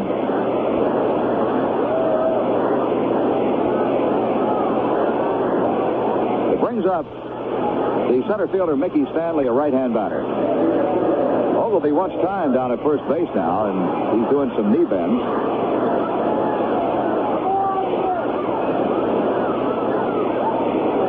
Got him either on the knee or just below the knee. He is still requesting time as he walks around, and now the trainer, Bill Beam, will come out and take a look at him. Also, Ralph Houck, the skipper, trots on the field. And while they go out, we'll step out 15 seconds for station identification on the New York Yankee Home of Champions radio network.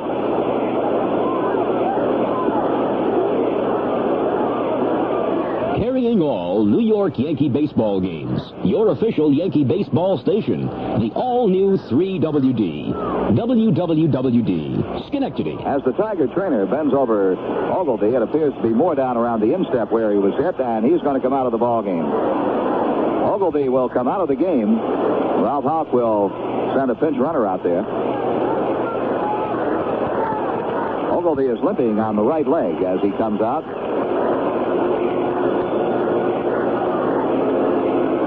So we'll wait for the Tigers to get a runner on the field. Doyle Alexander had stayed loose by tossing over to Graig Nettles. Marv Lane will come on and run for Oglivie.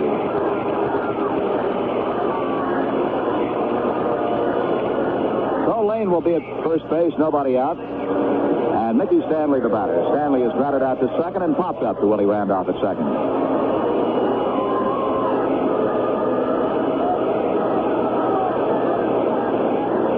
Chambliss will play behind the runner. The Yankees are leading 9-3 here in the bottom half of the sixth. And Alexander's first pitch to Stanley is hit in the air to right field. Lou Piniella is under it and makes the catch.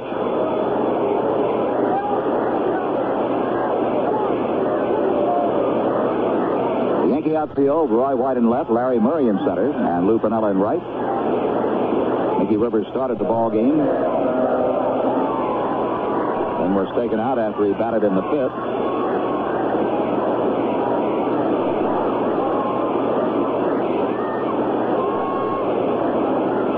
Here's the catcher, Bill Freehan. He's 0 for 2, and he swings on the first pitch and lines a base hit into left field. Lane stops at second as Roy White gets to the ball and throws it back in. So the Tigers have 2 on with 1 out. Tigers now have 7 hits off Doyle Alexander, and Billy Martin is on his way out to the mound. Dick Tidrow is throwing in the Yankee bullpen. And I think Billy's going to bring him in. So Tidrow will come on here in relief. Doyle Alexander will leave after going 5 1/3 innings. Good leg on his 13th win of the year. Leading by a score of 9-3. Alexander has allowed 7 base hits. He walked to Staub both times. Struck out one. That was Willie Horton. And he hit a batter, Ben Oglivie.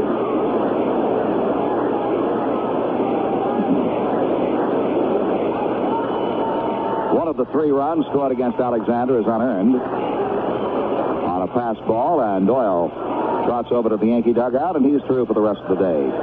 So Dick Tidrow will pitch in relief.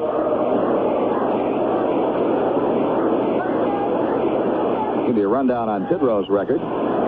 Dick is making his 46th appearance, his 44th in relief. He has won 4, lost 5, and saved 9. He's pitched 88 innings, allowed 74 hits, walked 23, and struck out 60. And he has an earned run average of 2.67.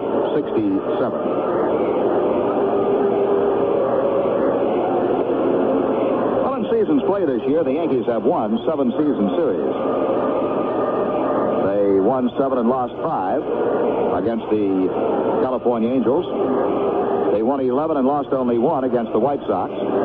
They won 10 and lost 2 against Minnesota. And against Texas, the Yankees won 9 and lost 3. The Yankees are assured of a season series win, having taken 10 out of 16 from Boston with 2 left. They have taken 10 out of 14 from Cleveland, assuring a win there with 4 games left. They beat Milwaukee on the season series 13-5. Going into today's game, the Tigers led them 9 games to 7. The Yankees split with Oakland, winning 6 and losing 6. They lost the season series to Kansas City, winning 5 and losing 7. And as Tidrow warms up, taking a look at Yankee pitching, and Grant Jackson, who pitched such a fine ball game for the Yankees last night, shutting the Tigers out 8-0 after Dave Roberts had shut the Yankees out 3-0. It was Grant Jackson's first complete game since July 24th, 1970, and his first shutout since August 15th, 1969. Both of those occurred pitching for the Phillies. Scrivener, the batter, in Tidrow's pitch. Fastball is high. Chuck Scrivener has flied to right, singled to center, and scored a run. Runners at first and second, 1 out. The set by Tidrow, and his next pitch is hit in the air to left field. It's deep. Roy White back. It may go, and it carries into the streets, home run.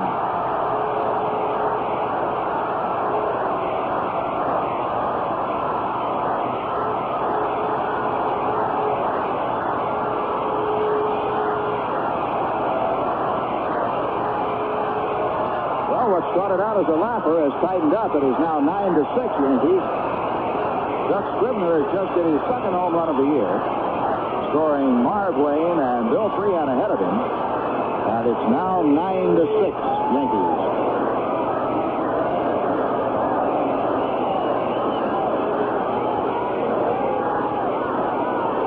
Mark Wagner checks his swing and fouls a pitch off the right side. Two of those runs, of course, charged to Alexander, which will hurt his earned run average.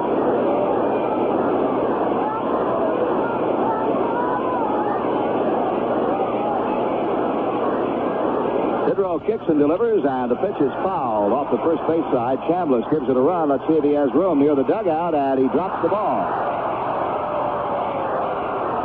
Chambliss, a little leery of the Yankee dugout, drops the ball, and he'll be charged with an error. So Wagner has a light. No ball, 2-strike count on him.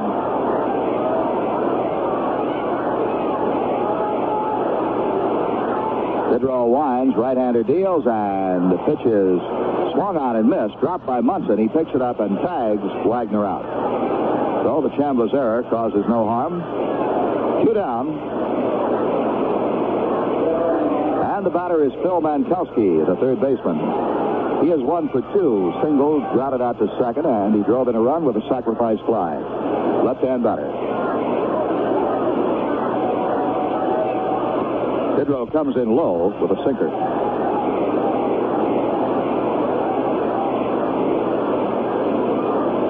One ball and no strikes.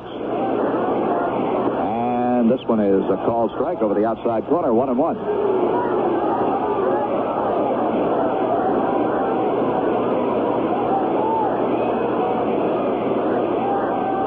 Hidro rocks back, winds, the kick and the pitch. Hit on the ground is shortstop. Fred Stanley digs it up, throws on to first base, and that retires the side. The Tigers score 3 runs on 2 base hits. There was 1 Yankee error, nobody left.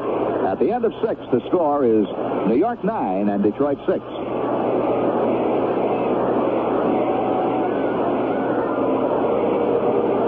Hey, are you the country doctor? Yeah. Well, I'm the United States of America, and I need help. Okay. What do you want me to help you on? Well, I've got 200 years of growing pains and 200 million people. Where do you hurt the most? In my heart, because that's where those 200 million people live. Do you understand that? Yeah, because you're the United States of America. Then what's wrong with me, doctor? Well, maybe it's because all the bad people in your heart is what makes you sick.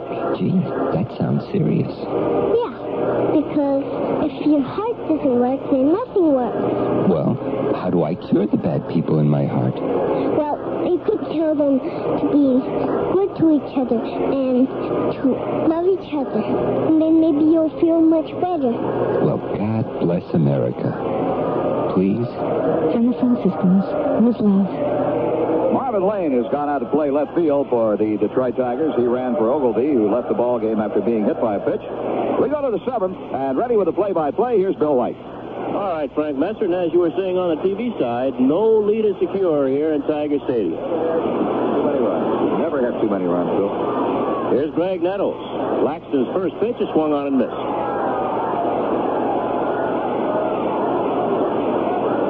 Yankees 9, the Tigers 6. 18 hits in the ball game. 10 of those by the Yankees.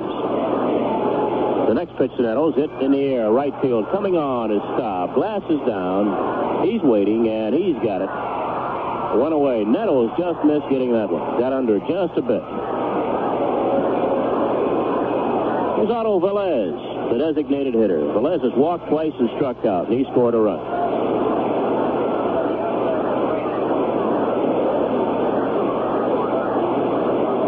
The report on Ben Oglivie, in case some of his relatives might be living or listening. They're living in the Bronx around New York. Oglivie was hit on the right ankle, and they're taking him to the hospital just for precautionary x-rays. So we hope that Ben will be all right. Velez swings on it, hits it in the air, left center field. To his right, the center fielder, Mickey Stanley, waiting, and he's got it. 2 out.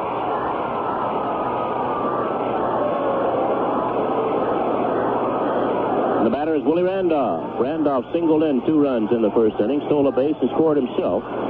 He walked in the 3rd, popped to second base in the 5th. So Willie's 1 for 2.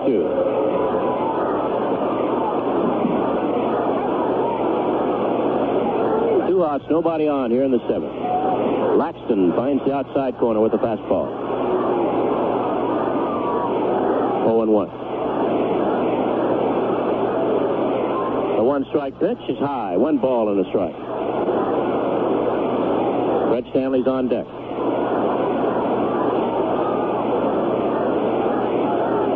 Here's a 1-1 pitch. Curve is low. 2 balls and a strike.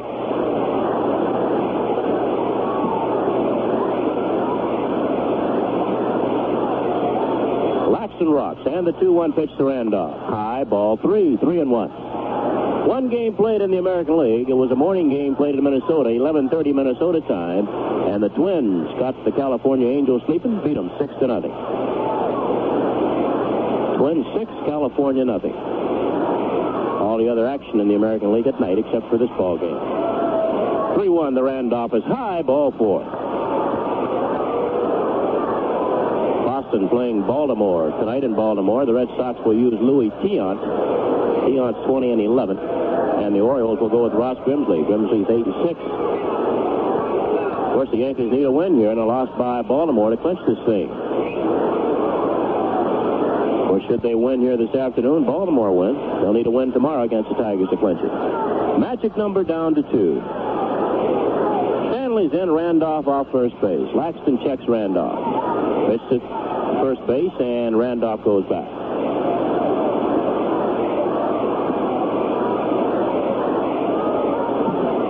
Left-hander John Hiller gets up and starts warming up in the Tiger bullpen.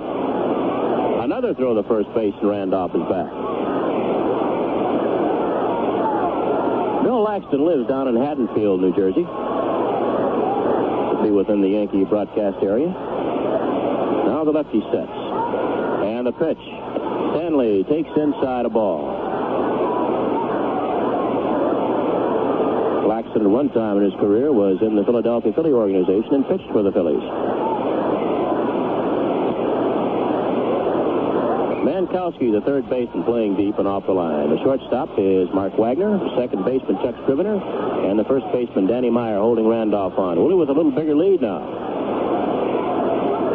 And Laxton goes over there, and Randolph gets back. Yankees 9, Tigers 6, top of the 7th. 2 men out, Randolph at first base. Now Laxton calls time. He wants to talk to his catcher, Bill Freehan. Yankees and the Tigers traded shutouts yesterday. Dave Roberts beat the Yankees 3-0 in the opener, and Grant Jackson came back with his second start as a Yankee and shut the Tigers out 8-0 in the nightcap, moving the magic number down to 2. Jackson pitching his first shutout since 1969 when he was a starting pitcher for the Philadelphia Phillies. Throw the first base, and Randolph is back.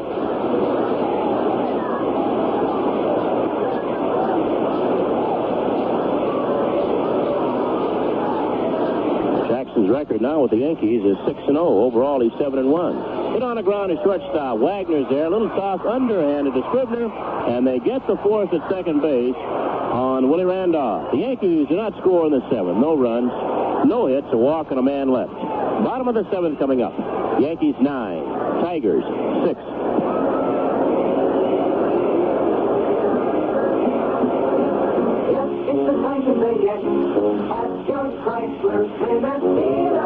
Sure is easy to say yes to the affordable Chrysler Cordoba any time of the year. But right now, it's the end of the model year, and that means you can get a clearance deal on a luxurious Cordoba. Sound good to you? Yes. Yes, it's the time to say yes. At your Chrysler Plymouth dealer. And Cordoba is one personal mid-size luxury car that has a lot going for it, like many standard luxuries. No wonder Cordoba is the most successful Chrysler ever introduced. And right now, you can get a clearance deal that'll put you behind the wheel of a luxurious Chrysler Cordoba. Yes, yes, it's the time to say yes. At your Chrysler Plymouth dealer. Issue your clearance deal at your local Chrysler Plymouth dealer. Yes. We'll have Yankee action tomorrow for you. Ed Figueroa will be on the mound for the Yankees. Eddie will be looking for his 20th win of the year. He's 19-9, and he'll go against the Bird, Mark Fidrich. Fidrich has won 17 games, and he's lost 9. So tomorrow will be on the air with Yankee baseball. Ed Figueroa against Mark Fidrich. And the Yankees go on to Boston. Play a couple of night games, Tuesday and Wednesday. They'll be back home for a twilight doubleheader on Saturday against the Cleveland Indians. Danny Meyer against Tidrow, and Meyer slashes the first pitch foul just to our left.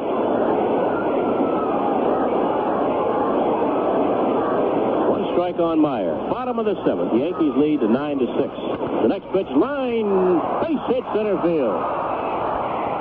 Meyer will hold at first base as Murray gets the ball back in. So Meyer picks up his second base hit in the ball game. He's 2 for 4. And the batter now, Rusty Staub. Staub has walked, single to right center, scored a run. Scored on a pass ball, charged to Munson, and he's walked again, so he's 1 for 1. Tigers are down 3, playing the 7th inning. Tidrow sets. Pitch to Staub. Misses outside a ball. On deck is Willie Horton. Tidrow working quickly. Stops at the belt. And the pitch. On the outside corner, it's a ball and a strike. Larry McCoy is umpiring behind the plate. Bill Haller at first base. Ron Luciano at second. And Al Clark is umpiring at third. Here's a 1-1 pitch to Staub. A low and outside. 2 balls and a strike.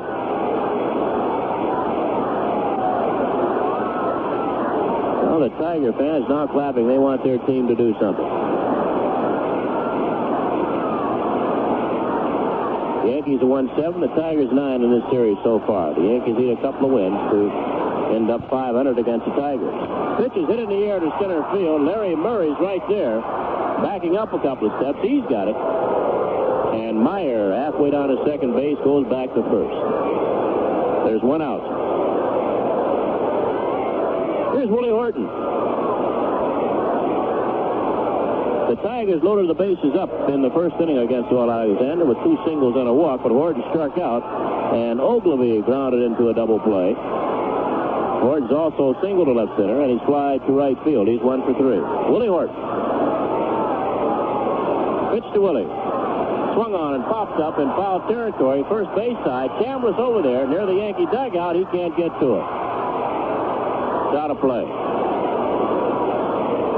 Willie Horton was the only player last year to play in all of his team's games. He played all 162 as a designated hitter for the Tigers. Of course, he did not have to put the leather on. He didn't have to go out and play the outfield. Made it a little easier for him. So far, 4 players have played all the games. Rusty Staub, Robin Yount, Buddy Bell, and John Mayberry. Mayberry with the Royals, Yount with the Brewers, Bell with the Indians, and Staub here with the Tigers. Here's a 1-strike pitch to Horton. Swung on it in the air, shallow center. Coming on is Murray, going back is Randolph. Murray, the ball falls. Murray looking at Randolph, and Randolph looking at it. Murray, the ball fell between them for a base hit for Willie Horton. So Meyer goes to second base. Horton is on at first. There's 1 out. And the tying run now. Marvin Lane is at the plate.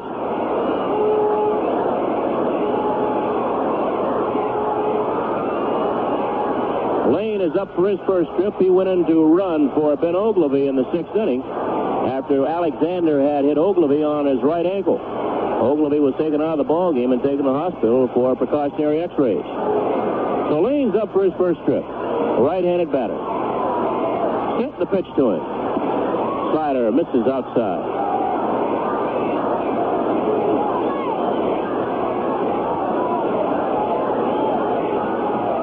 Yankees infield back looking for 2. Nettles, Stanley, Randolph, and Chambliss.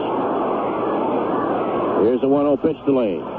Swung on and fouled straight down off the chin guard of Thurman Munson. It's a ball and a strike.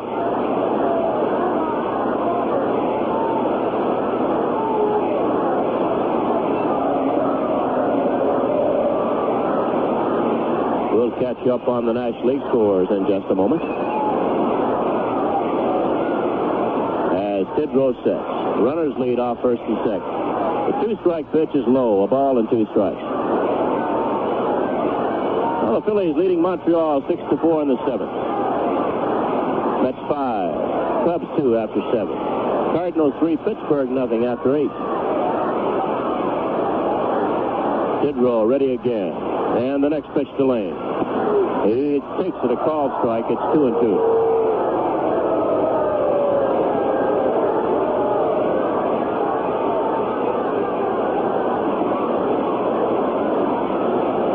Meyer off second. Horton off first.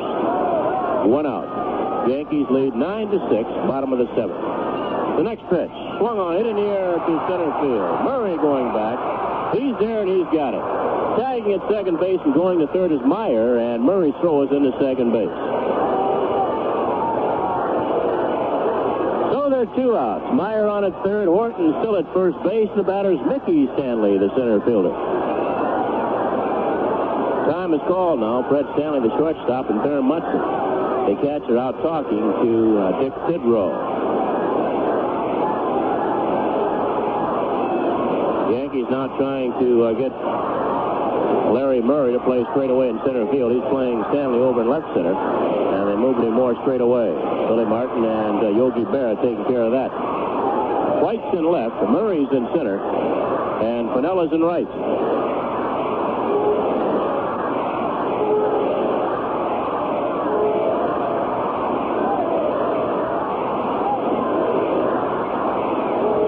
Stanley's 0 for 3 so far in the ball game. He's grounded to second, popped to second, and he's flied to right field. He's a right-handed hitter.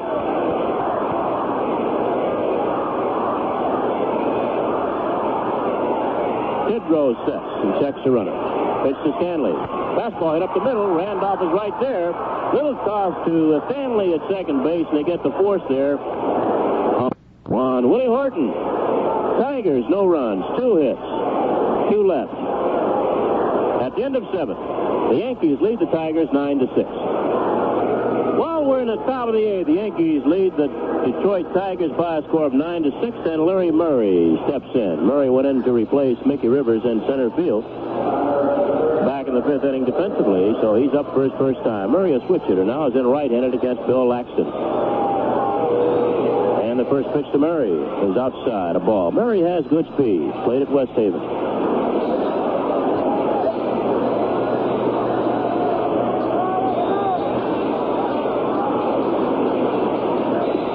Low, 2 balls, no strikes. Larry has been up twice. He's looking for his first base hit. 2-0 pitch. Line center field. Stanley on the run. He's there and he's got it. Mickey Stanley got a good jump and ran that ball down. 1 out.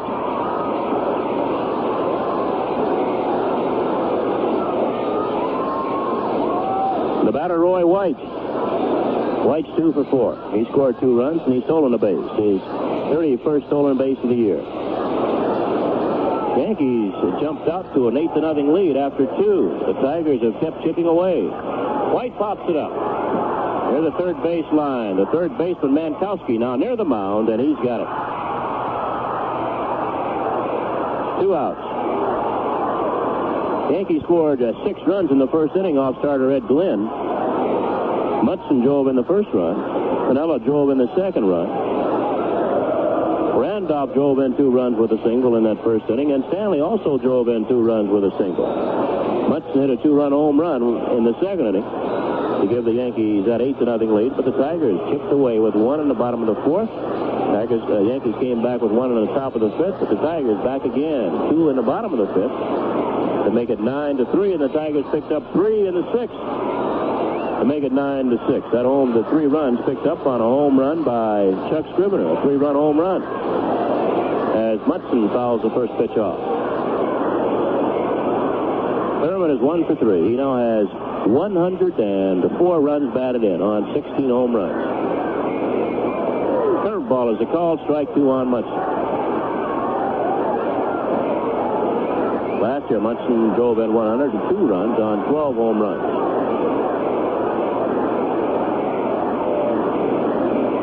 Laxton's two-strike pitch.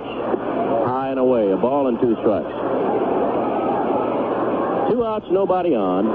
8th inning. The Yankees lead the Tigers 9-6. Each team with 10 hits. Each team has made an error. Laxton's 1-2 pitch to Munson. Low and in the dirt, kicks off the chest protector of Bill Freehan, and he runs it down. It's 2 balls and 2 strikes on Munson. Piniella now taking Munson, telling Munson to take a look at that baseball, and the home plate umpire, Larry McCoy, does that. And McCoy will keep it in play.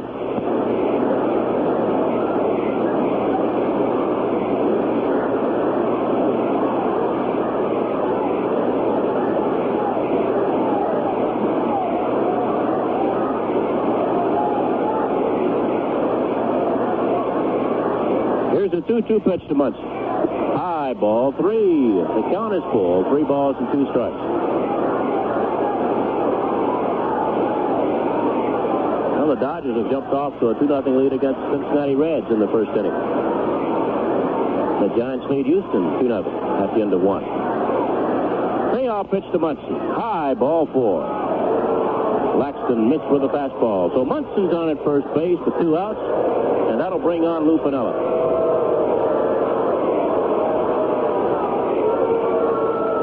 Tigers and the Yankees played to about 10,000 last night, and I suppose they'll have 10 to 15 this afternoon.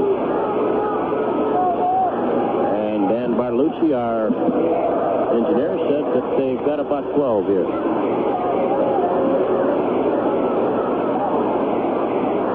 Tigers are already over a million, thanks to Mark the Bird Fidrich. He's gone over 600,000 here. The Tigers are at 1,000,004. First pitch to Piniella. Swung on it in the air to right field. Fading back is Staub. He's there. He's got it. No runs, no hits, a walk and a man left on base. To go to the bottom of the 8th here at Tiger Stadium. The Yankees lead the Bengals 9-6. The game. Well, the Yankees will be home on Friday.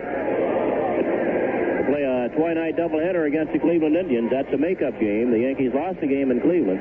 That ball game has been shifted to Yankee Stadium. It'll be played on Friday night. First game will start at 5:30. Then on Saturday, it'll be Fan Appreciation Day at the stadium. And all fans coming to the ballpark will get a canvas tote bag, courtesy of the Yankees and the Planters Curtis, the manufacturers of Butterfingers and Baby Ruth. That's the 2nd of October, Saturday, the Cleveland Indians and Fan Appreciation Day at Yankee Stadium. The Yankees expect, well, they will go over 2 million people in that Friday night doubleheader, twilight doubleheader against the Cleveland Indians. Bill Freehan leads off against Dick Tidrow here in the bottom of the 8th. The Yankees lead 9-6 over the Tigers, and the first pitch is a knee-high fastball, a called strike.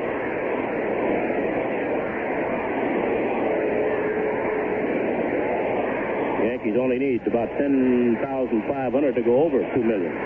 Looped into shallow center. It'll fall for a base hit for Freehan. And he'll hold at first base with his second base hit of the ball game. And that'll bring on Chuck Scrivener. Tidrow was called in to pitch to Scrivener in the 6th inning, with runners at first and second, and just went out. And Scrivener hit his second pitch into the seats in left field for a 3-run home run. So he's in there now with Freehan at first base and no outs. Scrivener backs off of a pitch inside. The Yankees, by the way, average 27,000 for each ball game at the stadium. And they average 21,000 on the road. We've drawn 1,000,009 at home, 1,000,005 on the road. Pitch is low again to Scrivener. 2 balls, no strikes.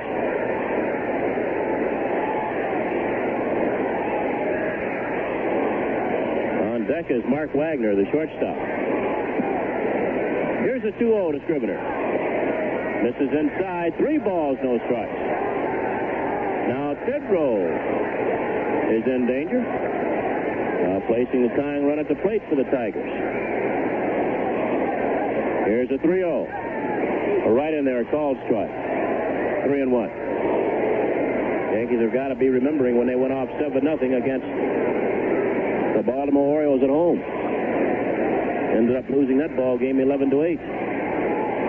3-1 pitch is a called strike 2. The ball game went into an extra inning.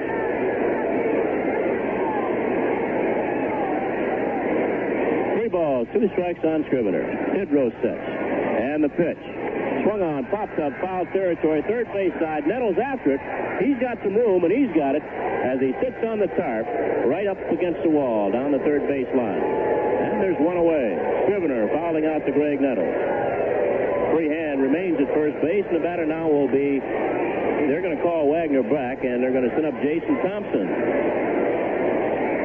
Well, Wagner, who was 1 for 3, an RBI triple and a run score, has been called back, and Jason Thompson will bat.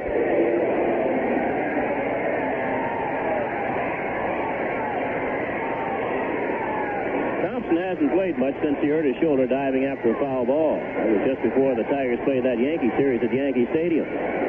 He's batting .224 on the year with 17 home runs and 54 runs batted in. Jason Thompson. Tigers down 3, bottom of the 8th. 1 out, 1 on.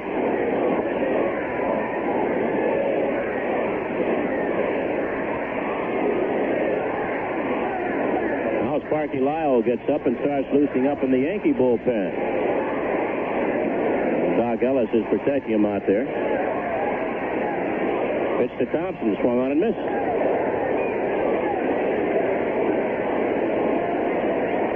One strike. Montreal scored a run. It's Phillies 6, Montreal 5 at the end of 8. Mets have beaten the Cubs 5-2. That's a final. Cardinals beaten Pittsburgh 3-0. That's another final.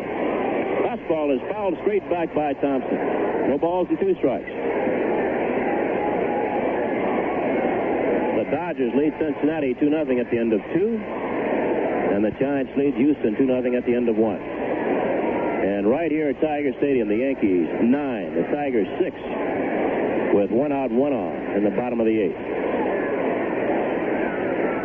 Tidrow sets. Here's the 0-2 pitch to Thompson. Swung on and fouled back off the chest protector of Larry McCoy. And the count remains 0-2.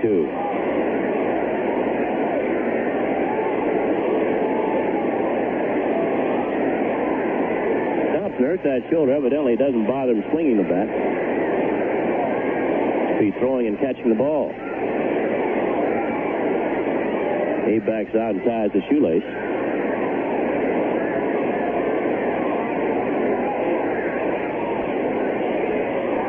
Now the set by Tidrow. And the 0-2 pitch.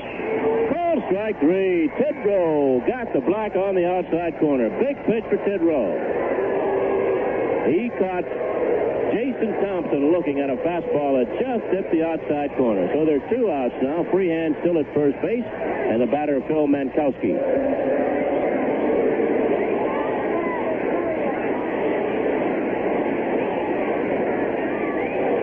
Mankowski is singled, bounced out, hit a sacrifice fly, driving in a run, and bounced to second. 1 for 3, and he fouls that one off his ankle.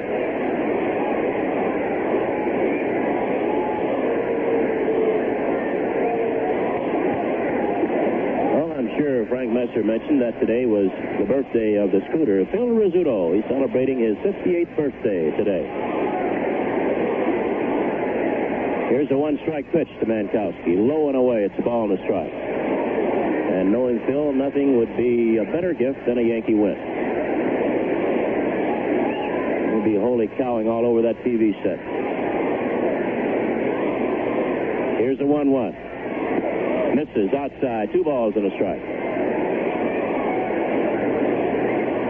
Lyle continues to throw in the Yankee bullpen down the right field foul line. Tidrow is ready. The 2-1 to Mankowski. Swung on and fouled straight back. 2 balls, 2 strikes. On deck is Danny Meyer, the first baseman.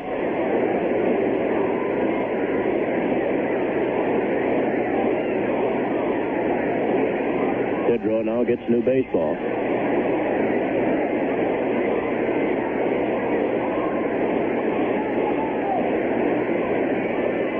like the first time for Munson. Now he sees one he likes and sets. 2-2 pitch.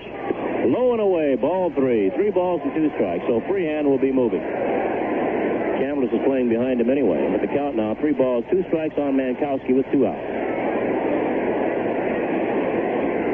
There goes Freehan. The pitch swung on and missed.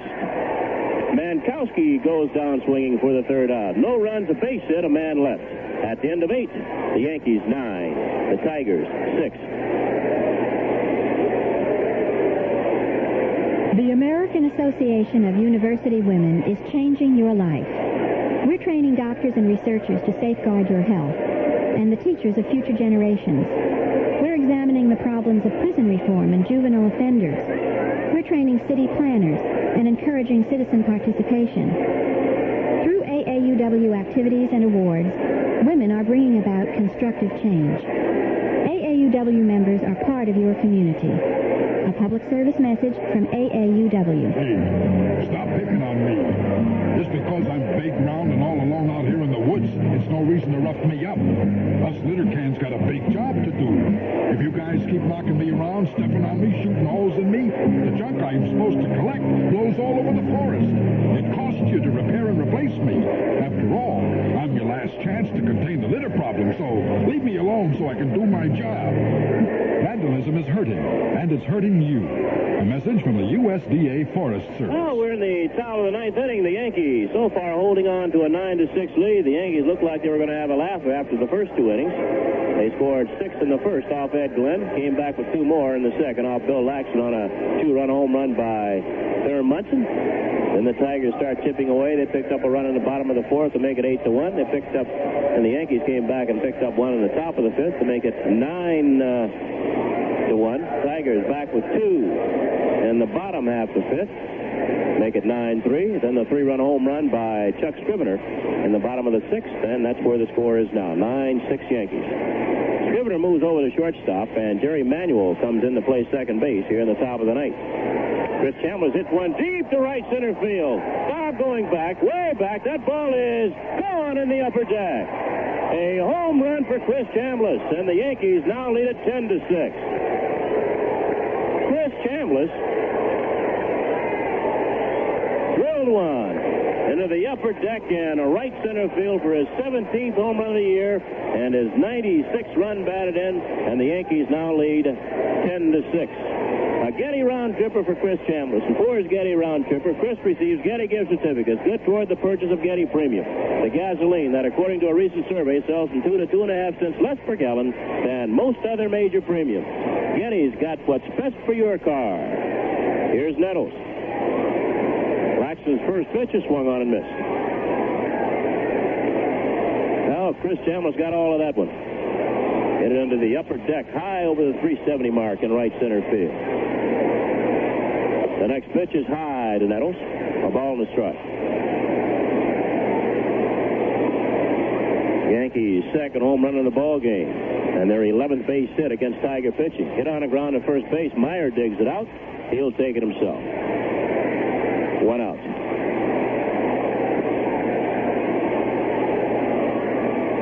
Oh, with 1 out, nobody on. The batter will be Otto Velez.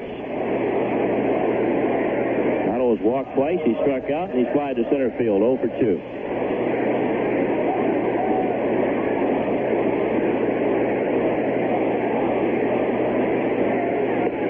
Pitch to Otto's outside.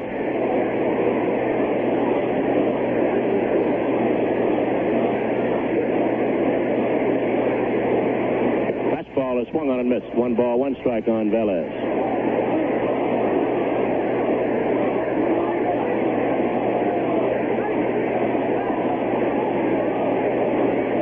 Here's a 1-1 pitch. Line center field. It'll be through. Base hit. Manuel will get to it and throws it on to first base, but he has no play. Manuel got that ball out in shallow center. Made the play anyway, but Velez beat it out.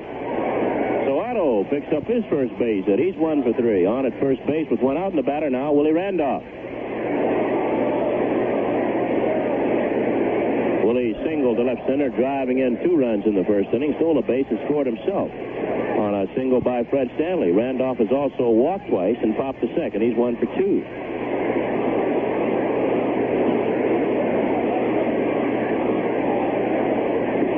Pitch to Randolph. Swung on and fouled back. That's got Freehan right on the chest protector. Smarted a little bit.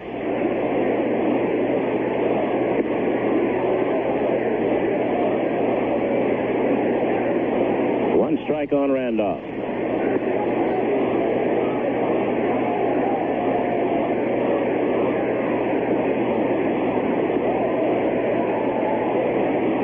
Now the set by Laxton.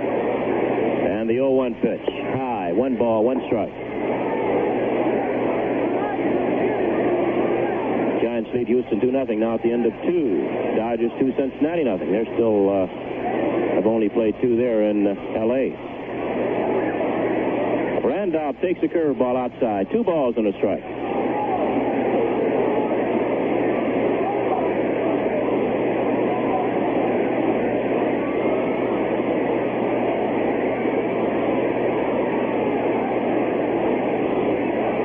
Hits one in the air, left center field. After to Stanley, still on the run near the warning track. Now he stops, and he's got it. Velez, halfway down to second, hustles back to first. 2 outs. Randolph just missed it. Wide into deep left center field to the center fielder, Mickey Stanley. Oh, with 2 outs now. Velez still at first base. The batter is Fred Stanley.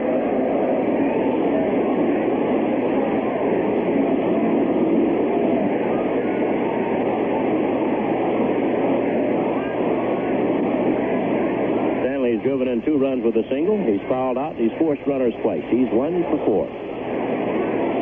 And the pitch misses inside, a ball.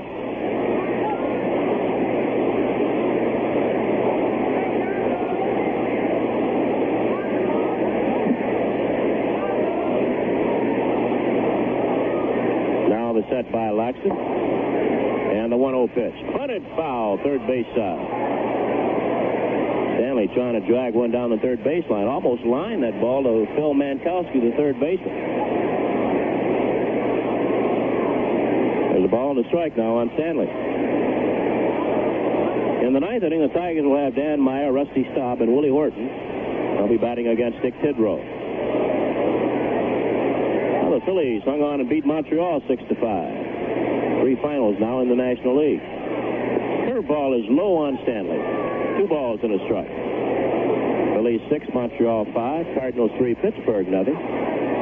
Mets 5, Cubs 2.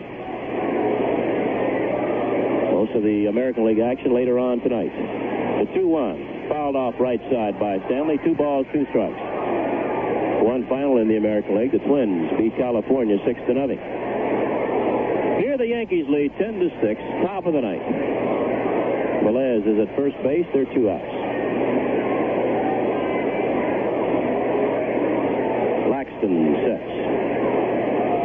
And the 2-2 to Stanley. High ball, 3 balls, 2 strikes.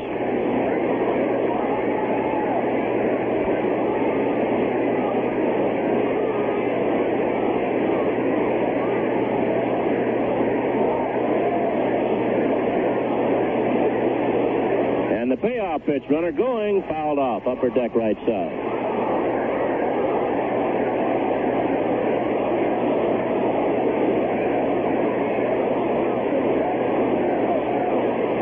Velez walking back to first base.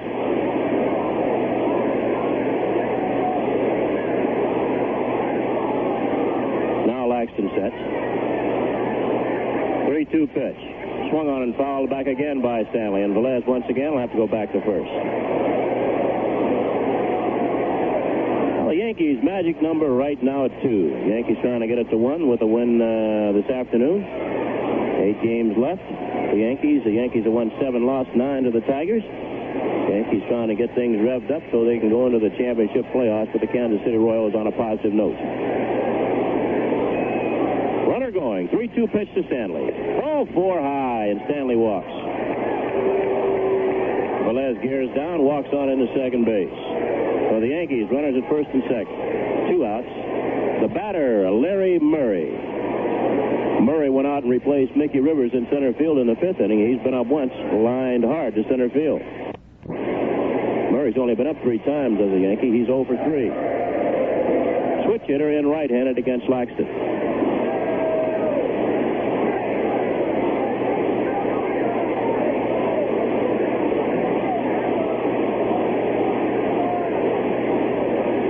is swung on and missed.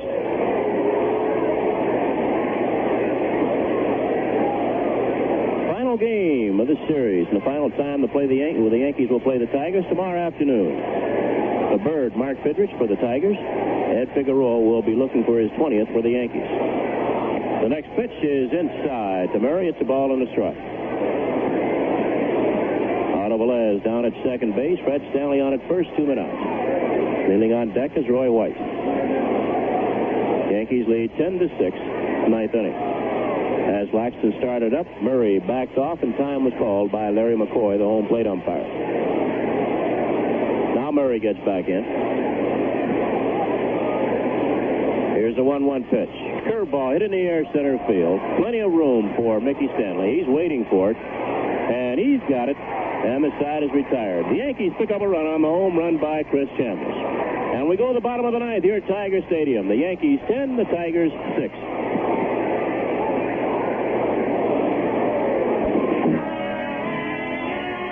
Fairchild has designed a new digital timepiece just because. Truly slim and uniquely designed with her in mind. It tells the hour, minutes, seconds, month, and date, all at the touch of a button. It may not be her birthday or your anniversary, but just because she is that special person. So why not surprise her with a digital timepiece from Fairchild? Pick the Fairchild that fits her best. Because that AMCO is big. The world's biggest transmission specialist. With over 525 service centers in the U.S. of A. and Canada. So no matter where you go, from New York to L.A., from Ontario to Texas, AMCO's got you covered. Nobody else is that big. Nobody. So if you have trouble with your car's transmission, you can usually get one-day service from AMCO Transmissions. AA MCO. The big guys.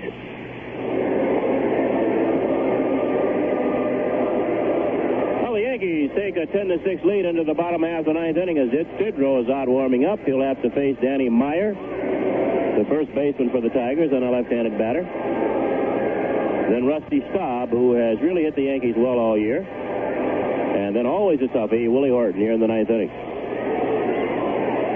Tigers getting him in on base, and it'll be Marv Lane and Mickey Stanley.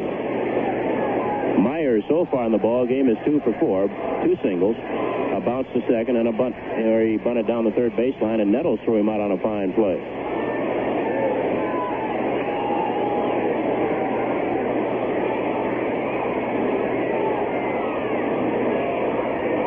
First pitch to Meyer. Swung on and missed.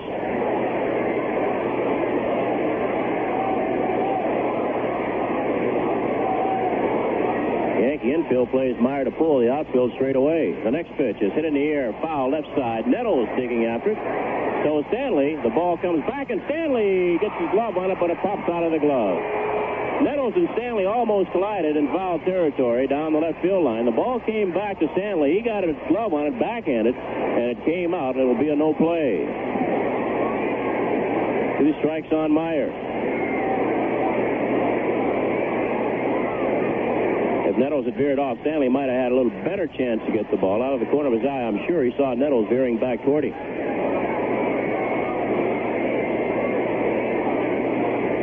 So Meyer has life. Tidrow rocks, and the 2-strike pitch. Swung on and missed. Tidrow stayed upstairs with a fastball, and Meyer goes down swinging. 1 away. That's the third straight strikeout for Tidrow. He struck out Thompson, pinch hitting for Wagner last inning. Then he got Mankowski, struck him out. Now he gets Meyer, all 3 left-handed batters. So there's 1 out. Here's Staub, a tough man to strike out. Staub is 1 for 2. He takes high a ball. In fact, Rusty's a tough out. Tidrow is 1-0 pitch. Called strike, it's 1-1. Final game this series tomorrow afternoon. Ed Figueroa against Mark the Bird Fidrich, and we'll have it for you right here on our Yankee Radio Network. The next pitch is line center field, base hit. Let's take 15 seconds for station identification on the New York Yankee Home of Champions Radio Network. Carrying playing all New York Yankee baseball games. Your official Yankee baseball station. The all-new 3WD. WWWD. Schenectady. Well, with one out and nobody on, the batter is Willie Horton. The Yankees lead 10-6, so they've got a little gap to work with. Set by Tidrow and the pitch to Horton. Swung on it, deep to left. White running to his left toward left center. Can't get to it. Up against the wall. Staub around second, digging for third. And Horton will go into second base, standing up with a double.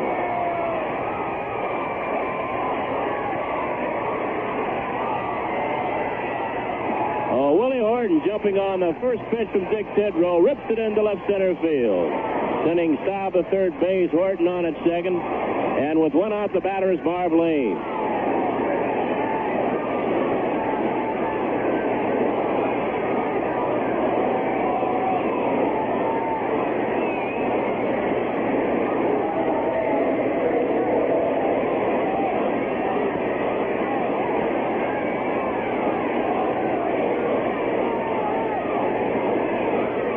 Marv Lane in. Runners lead off second and third. And the pitch.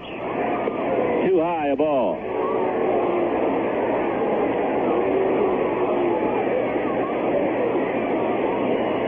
Not much speed on the bases for the Detroit Tigers. Of course, they don't need that speed now.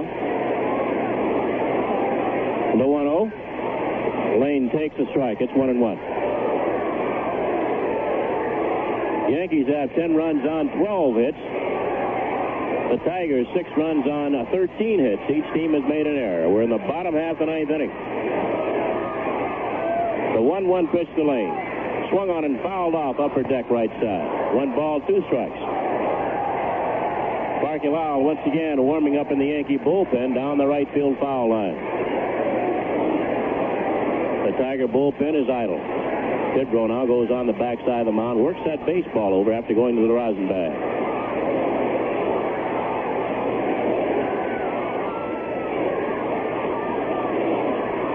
Looks for a sign for Munson.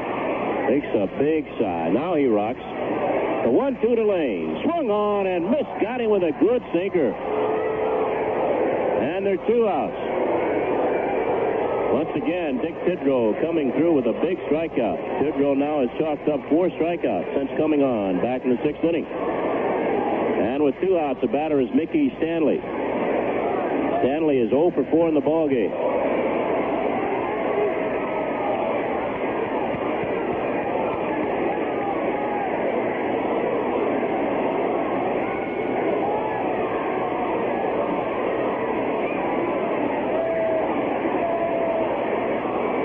At third, Horton at second, 2 outs. Stanley checks the swing, takes the strike. Well, it looks like the Yankees can possibly get this thing down to just 1, their magic number. Tidrow can deal with Stanley here. Here's a 1-strike pitch to Stanley. Curveball is low. 1 ball, 1 strike. Here are the finals that we have now. In the American League, Minnesota beat California 6-0. In the National League, all the other American League action, by the way, is at night, except for this ball game. Here are the National League scores after this pitch to Stanley. Ball strike, 1-2. In the National League, Phillies beat Montreal 6-5. Mets beat the Cubs 5-2. Cardinals shut out Pittsburgh 3-0. The Dodgers lead Cincinnati 2-0 at the end of 4, and the Giants lead Houston 2-0 at the end of 3. That's the scoreboard. Tidrow's 1-2 pitch to Stanley.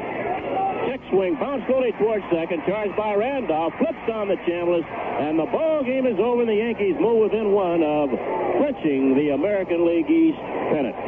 Final score, Yankees 10, Tigers 6, and I'll be back with a wrap-up in just a moment.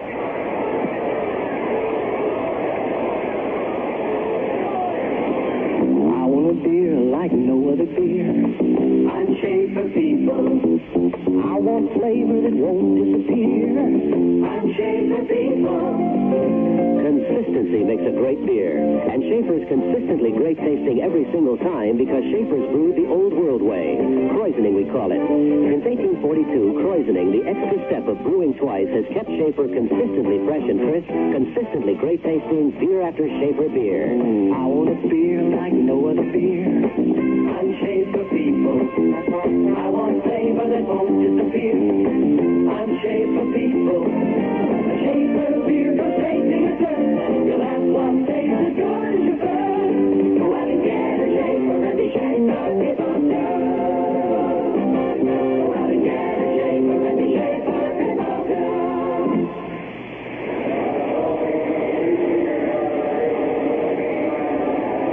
Happy bunch of Yankees go into the dugout as they have held on and won this ball game by a score of 10-6 over the Detroit Tigers. The Yankees actually put the ball game away in the very first inning, actually the first two innings, against starter Ed Glynn from out in Flushing. They scored 6 times against Glynn in the first.